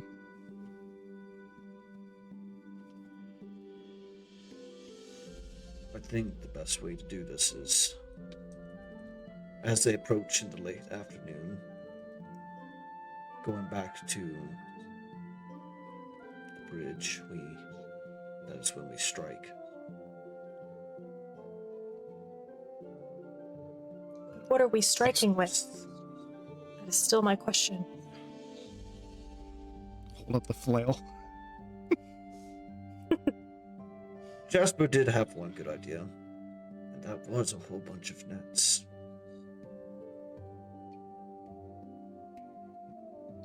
I feel like if we can find some of these discarded fishermen's nets, we can repurpose them to make them a longer net and throw it across the river to catch it and bring it. I believe with all of us, we could possibly pull one up onto shore.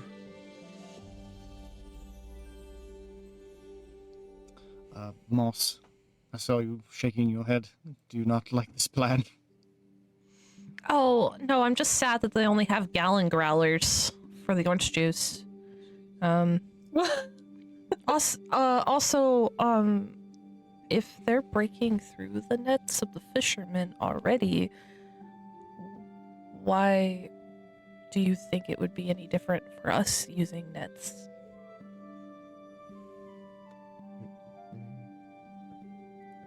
This, I'm sorry, that was too never mind. No. It's a good question. Great question, Moss. Maybe if we just smash a whole bunch of nets together, they won't be able to get through.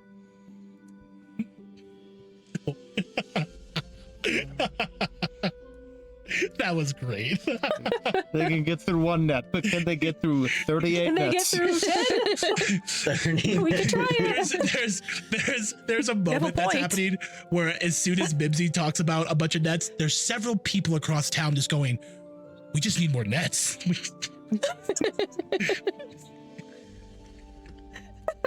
Jasper's great idea is just spreading. It's just spreading like. Oh, no. I think the main thing is to camouflage the nets to make it look more natural so they're not aware that it's there. Aren't they just going to barrel right through it anyway? Especially if they don't see something? Well, I go feel on, like please. if you catch them on the unawares, that's when you can have the opportune moment to strike.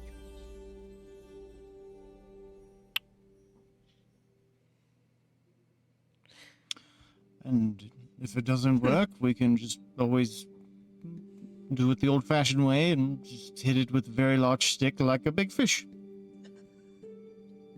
We can try that next. And I have questions about your fishing techniques, but yes, go on, pray tell. I am not a fisherman. I've watched things like this where there's these men that live up north that will cut holes in the ice, and then when they pull these fish out, they're very aggressive. They have very sharp teeth, so they have a large wooden stick, oftentimes with an old piece of iron on it, and they'll just beat this thing to death. Will that work for your Shelly trolls?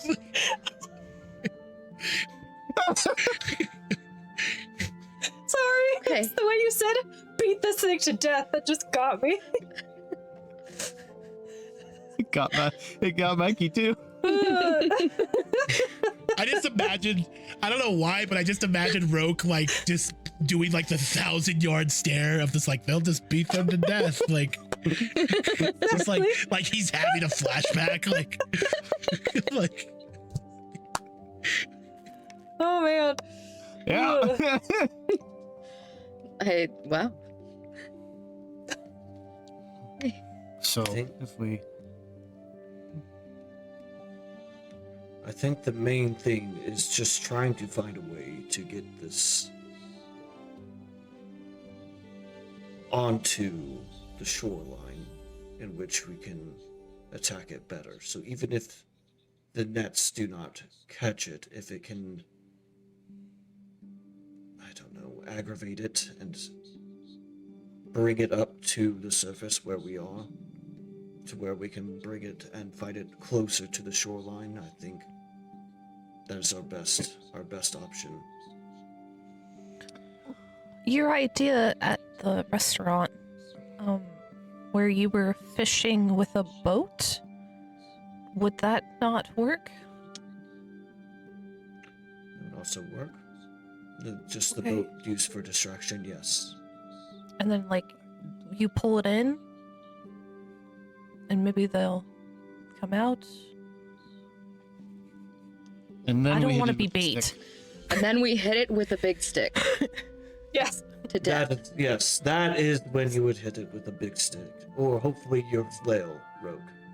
Do we know if there's Excellent. anything that they really like? That sounds weird, but like a food or something else to lure them with that might work. They eat Yes, people, right? yeah. Oh, they will eat people. So will they eat me? They actually have a. The reason why the Shelly coat has its name is actually because of what it wears. It is a coat strung together with shells and more river stones, and if we could find beautiful shells and beautiful stones from around the area, that could be used as bait, because they Shiny like things. to use those items to put onto their coat. Wait. We can combine all of our ideas. We take all of these shells and rocks, put it in a boat on the shore a bit of a ways back, and then when it goes for our genius bait, we throw a net on it, and then we hit it with a stick. I love Brilliant. the idea. It sounds like Excellent. a master plan. We love it. We love it. Excellent. It's an excellent plan. It's an excellent plan. Round of applause. Why do I actually like it?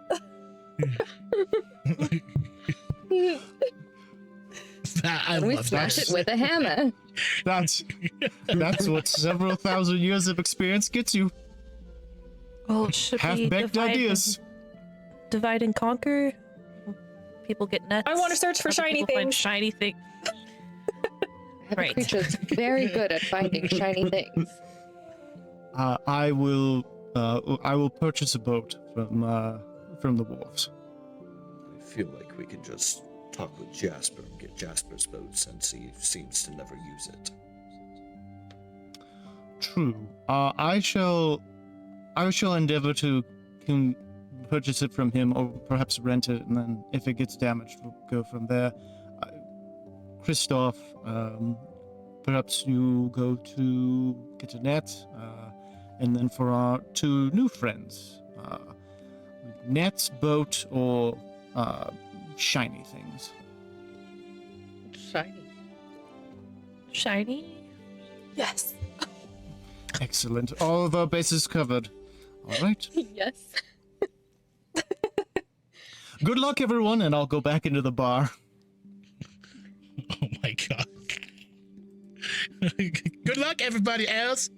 Exactly What time? what just happened. What time is it currently? Is it like early afternoon? You got it's Mid-afternoon? it's probably going into like, you're probably around like 1-2 p.m. by the time you guys did all of this, like met each other, had food together and stuff like that. So it's probably at latest like 2 to 3 p.m. So right there at like mid-afternoon. We should try to meet up a little bit before late afternoon. If we can't get it done by today, we will try it for tomorrow.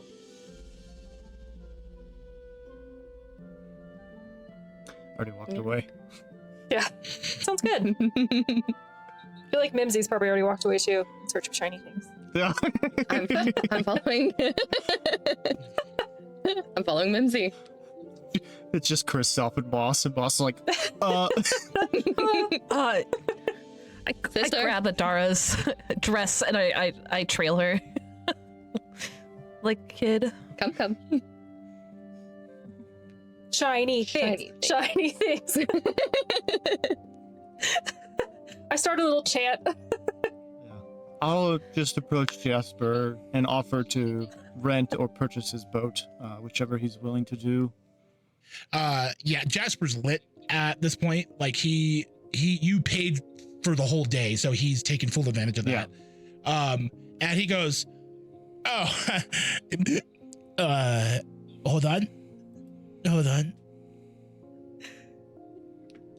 So you want one of my boats, huh?" Perhaps the roughest one. I'm not a riverman. I need to know my way around it first. Go ahead I'd like and take to my purchase. boat. And he pulls out a set of keys and he goes, "Oh wait, that's for my house. My boat doesn't have ignition." Okay. But yeah, he gives you his address, and then he tells you that he has two fisherman boats. Like they're essentially rowboats. But Yeah. he tells you can take one of them, and he goes, "No problem, friend. I know you'll be careful. Oh, wait a minute. How heavy are you?" Quite. But I don't think I'll be getting into the water today. I wouldn't do it if I were you. You know better than I, and I'll make sure that so that way there's witnesses. So thank you, Jasper, for allowing me to borrow one of your boats. I will ensure that any damage occurred to it shall be replaced, including up to the value of the boat. Do we have an accord? And I'll put my hand out. He just high fives you. Like he just like slaps your hand in a high five. And then the guy at the back again just goes, "Oh, so he can borrow a boat. He can borrow a boat." He just goes on another tangent, and he goes, "Shut up! I'll just get you a drink." Can you get him a drink? God, John is such a fucking. And he just goes on, and you acquired a boat. When he slaps my hand, I go, "Handshakes have certainly changed over the last decade." And I'll go to the address. All right. You make your way there. So it sounds like Dara and Moss and Mimsy are together, collecting shiny things. Yeah. And then Kristoff, what are you doing again? I'm just gonna go head straight over to the bridge and start investigating it. Sure. Okay, so you will head towards the bridge. So you head towards the bridge. We'll go ahead and go with Moss and Adara and Mimsy. Shiny things. So is there a store that you guys want to try to go to, or do you just start looking for shiny things no matter what? Just looking for shiny things. Mimsy's like just kind of going around the street, being like, "Not shiny enough. Not shiny enough. Not shiny enough." It's like, ooh, a piece of candy, but not shiny enough. Not shiny enough. I'm gonna pull Adara's hand as we're watching Mizni go from left to right across the street. Like, sister, Maybe we could try near the river? Oh, that's a great idea. Shiny rocks. We could pick up a couple of broken nets if we find them to help out. Extra Thoughts? helpful? Yeah, that sounds great. Should we tell Mimsy our plan, or do we just let her? Mipsy's just walking the opposite Doing direction. what? Like, not shining up, not shining up. She seems very preoccupied, but it seems rude to leave her. How will we find her if we lose her? She's a bird Sure. after all. Uh, Gone. yeah, that'd be awful. Okay. Well, I can't fly, so Mimsy, yeah. I think we should look for Because I have a shiny little rocks small pile of things. by the water, and maybe if we find some broken nets, we can help out with that too. Great idea. Okay. Where's the river? She does have the greatest ideas. Sure. Definitely wasn't your idea, Moss, but sure. No. We love it. So, let me ask you guys this. Which, get it? Which, sorry. I'm so sorry.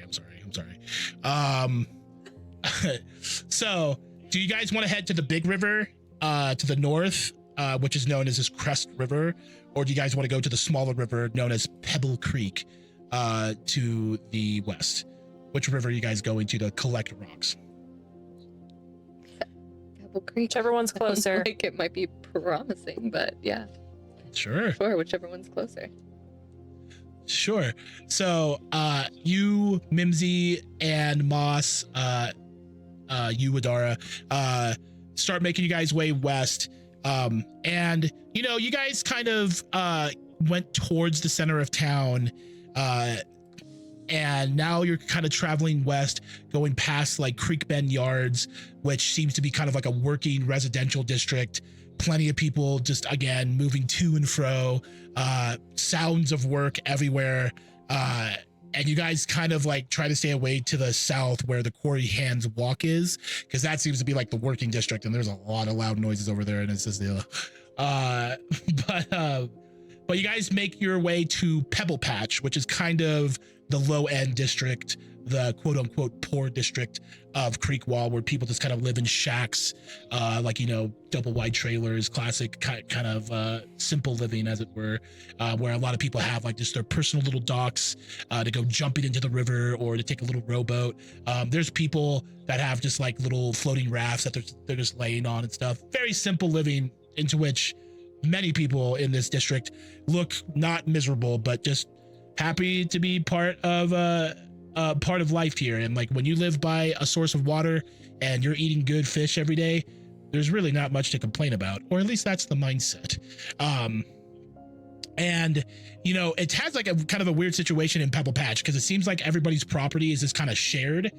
There are no like fences or anything like that divide property. Everybody just kind of walks in front of each other's houses and their backyards and stuff like that, because it's kind of just seen as one lawn, like fishing dock in a way. And you see that people are just like coming out of one house and just freely going into another house, and people are just like greeting each other. A lot of people are just like barefoot. You have like cobblestone streets in most of Creekwall, but here in Pebble Patch, they just embrace the mud and the dirt, and a lot of people just walk barefoot, really embrace the earth of it all. You see like kids in Pebble Patch like collecting worms and stuff out of the mud to bring to their parents or their families so they can go fishing. Very just humble kind of living. And as you guys kind of find your way to a dock, now let me ask you this: are you guys just gonna, lift up your dresses and get into the water, or how do you guys want to go about looking for stones I'm gonna put my or anything shiny?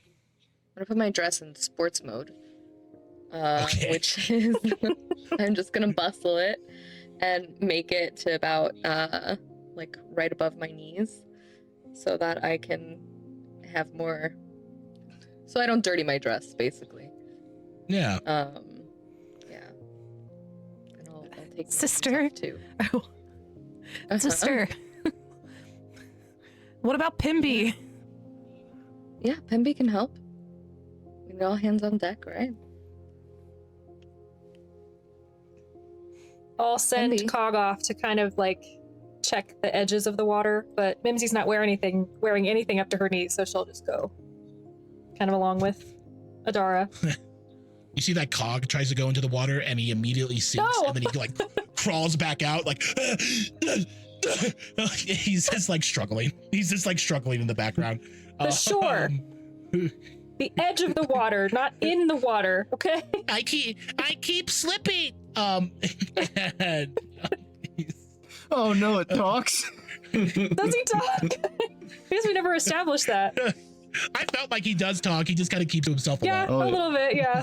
Aw, I love that. It's like that slippery rock when you guys go to the lake and you're trying to unload your boat. You know what I mean? Like just that slippery stone, and he keeps slipping and just falling in.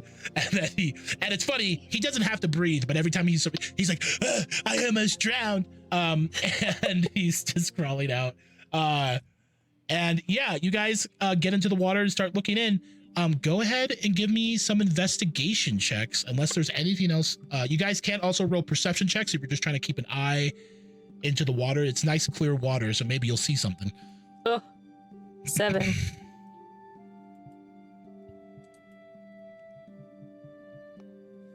That's a 9. I have a +4 investigation and only got a 7. Oops. And then Moss, are you looking? Oh yes, you are. And then I rolled a 7.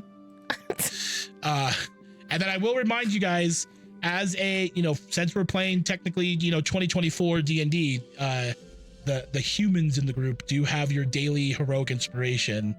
If you guys wish to use that, up to you. Just the humans? Yeah, it's like a human trait. It's a favorite Come thing. on. It's definitely like Fellow humans, human fellows. Can I give it to anybody I want? Like a sure, regular absolutely. inspiration point? Yeah, absolutely. Okay. I'll give it to Mimsy. Okay, Mimsy, go ahead and roll another investigation check. Yay! Haunting already. Ooh, 22. There we go. 22. So for yee, that's gonna be our natural 20 or high rolls, just like celebration, just taco waves. No context. No context. Yeah, so Adara and Moss, you guys are kind of looking around, you're feeling into the water, you just feel like a bunch of muck and grime. It's kind of gross. And you guys are not too far away from like a small dock that's connected to a house, and there's like a line of kids, like 4 kids that are just like staring at you both. And you guys awkwardly catch eyes with them, and they're just looking at you both, and one of the kids just goes, "You guys are really bad at that."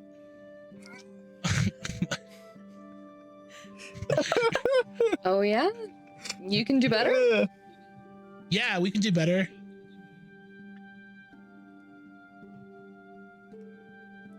Okay. Show me. Yeah. Prove it. Roll a persuasion check or an intimidation check. Mm.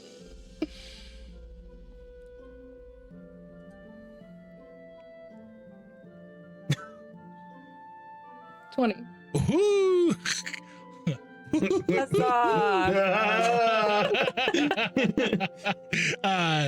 So with a dirty, is that a dirty 20 or a natural? That's dirty 20, dirty. right? Okay. It's dirty. Okay. Sorry. I know. I'm sorry. I'm sorry.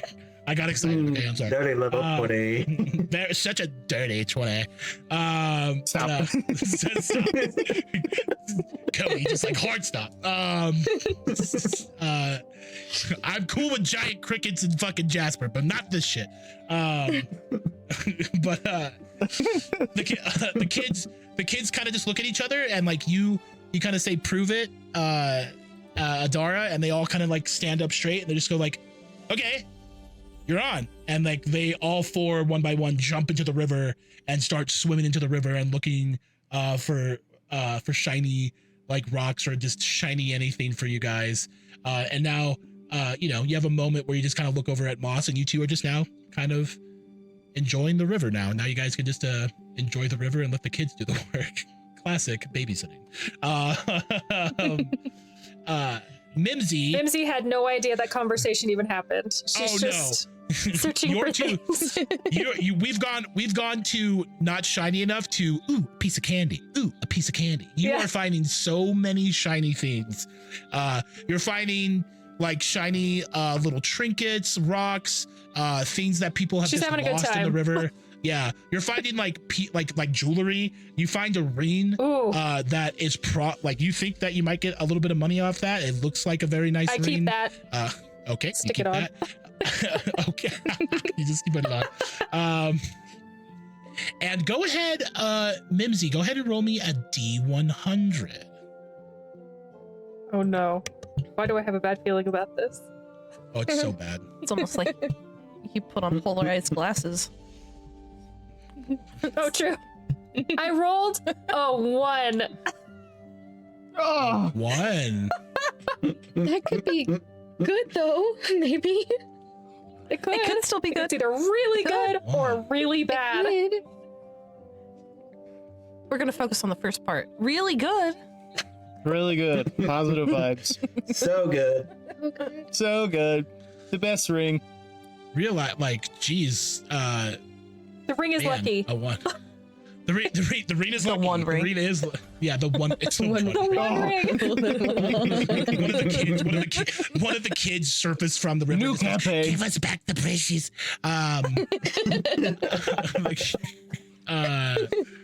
We love it. So let us. It's just Smeagol Sorry, and I need to Deagle. look- There it is. Okay. You find something very, very unusual. You find something very shiny, and it's in a certain shape. You find to what looks like a piece of glass. It's not broken glass, so it's not like you pick it up and it's smooth around the edges. So this is not some like broken piece of glass that ended up in the river. And it's probably, like yay big, yay big. And it's in the shape of a unicorn. Ooh. And that it has, like, as you kind of clean it up, because, it was covered in a little bit of muck and mud, but as you kind of clean it up with the river water, you notice as the sun shines on it at certain angles, it has like a rainbow effect to it. Like it has like a little bit of a rainbow hue in the glass. And yeah, it just really sticks out. Like, this is really nice. And it's also interesting because the glass is also very thin. So it's like, how did this not break? Especially in these rivers, there's like this tons of rock and like debris and all sorts of stuff. But nonetheless, a very interesting item. How far away am I from the witches at this point? I would say you're probably no more than like 50 feet away from Adara and Moss, who are just like looking at kids, like diving for trinkets and stuff. Okay. I'm gonna run back to them, yelling, "Guys, look what I found!"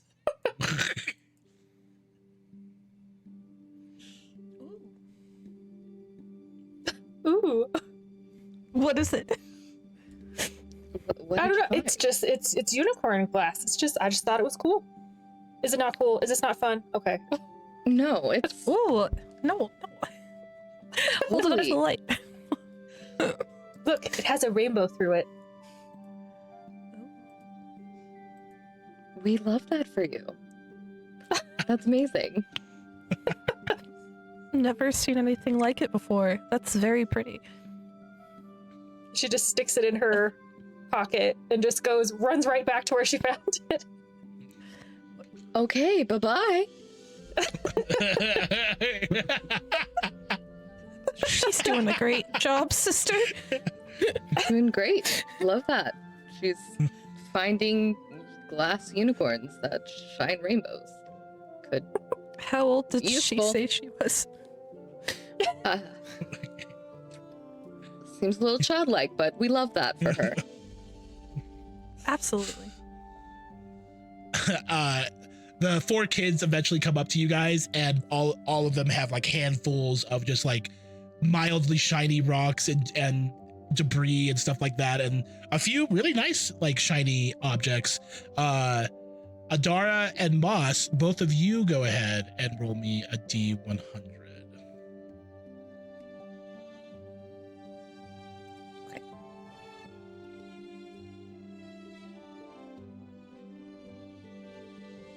Let me know what you guys get. 46.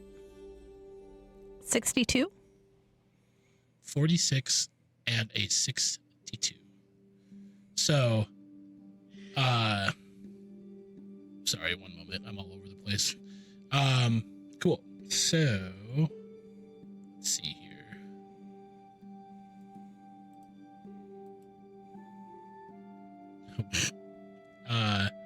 Wild. That is truly like not even making this up.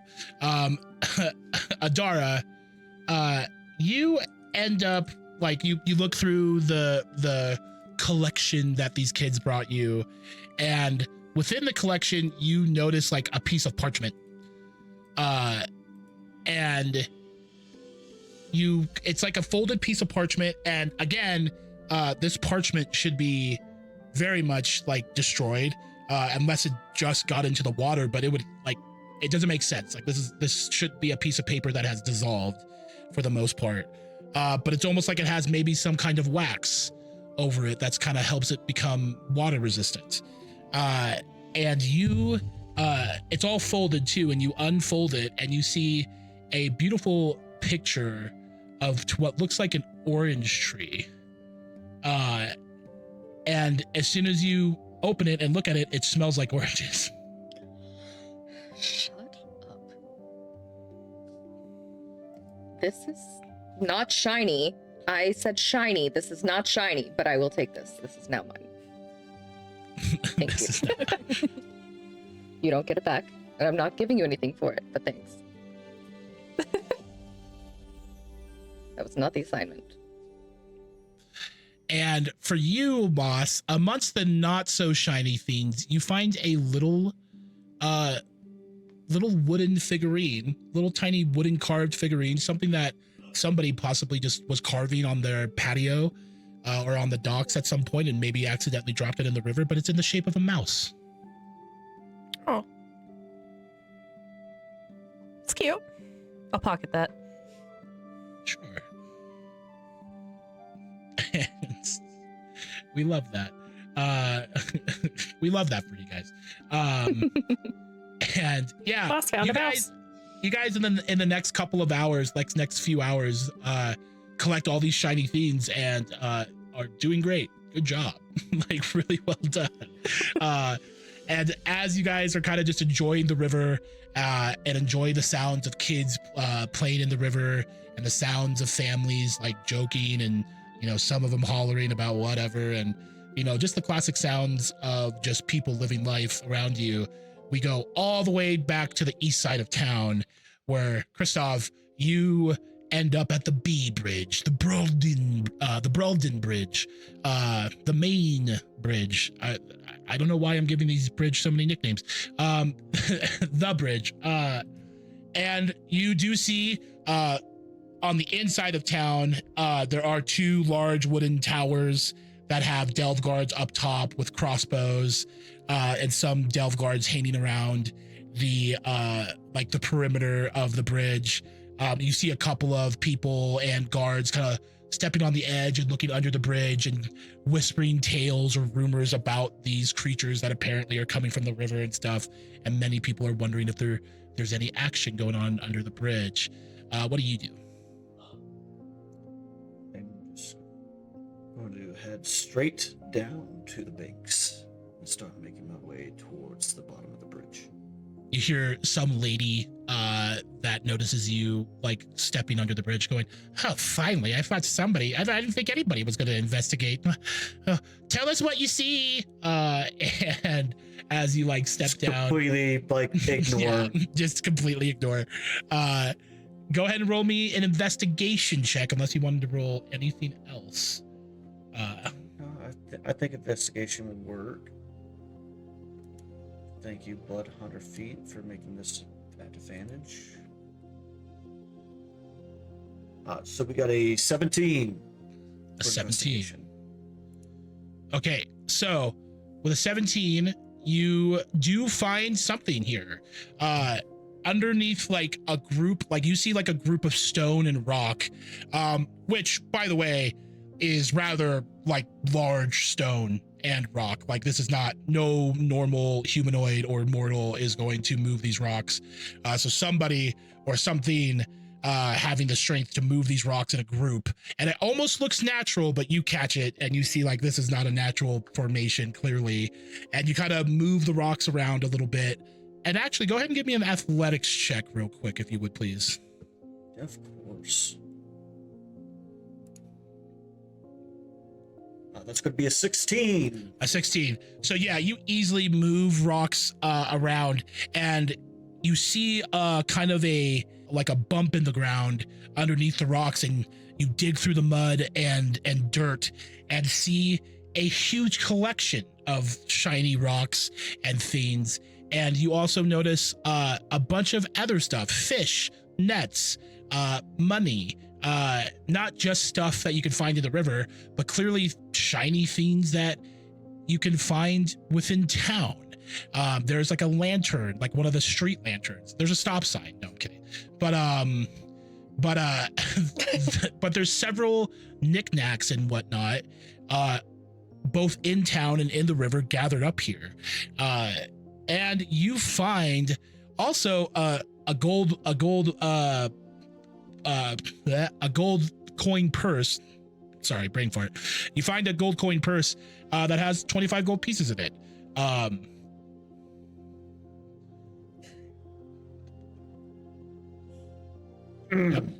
Like, I broke. But yeah, you clearly see evidence that these shellycoats probably, maybe they don't sleep here, maybe they don't rest here, that'd be too easy, but they clearly use this bridge as one of their spots to hide the things that they are taking. So chances are this could be one of their stops in the evening when they have like enough stuff gathered. So yeah, you've pretty much confirmed that this is more likely shellycoats, no doubt about it. I'm going to take everything that I found as well, because it's now going to be reutilized as bait, because it's going to be, I'm going to be thinking they're going to see that their little hideout has been ravaged and things taken from it, and if we put that back onto the boat and they notice that boat and possibly see the things that were on there, it will get even more attention. Good idea. Good idea. So you take that, you take note of all this, and you know that you kind of look past the bridge, you know, you're underneath the bridge, and you notice that the sun is changing its direction, and you know you guys probably only have like a couple hours of sunlight left before evening hits. And so you kind of crawl out or walk out, climb out of the from underneath the bridge back onto the surface, and everyone's just like, what did you get? What did you find? And you kind of just keep to yourself, I'm assuming. Yeah. Just no acknowledgement, and it's like, gosh, those monster hunters, they're so good at keeping secrets. Just a bunch of banter, people just kind of like, aw, that you not explaining what you possibly found.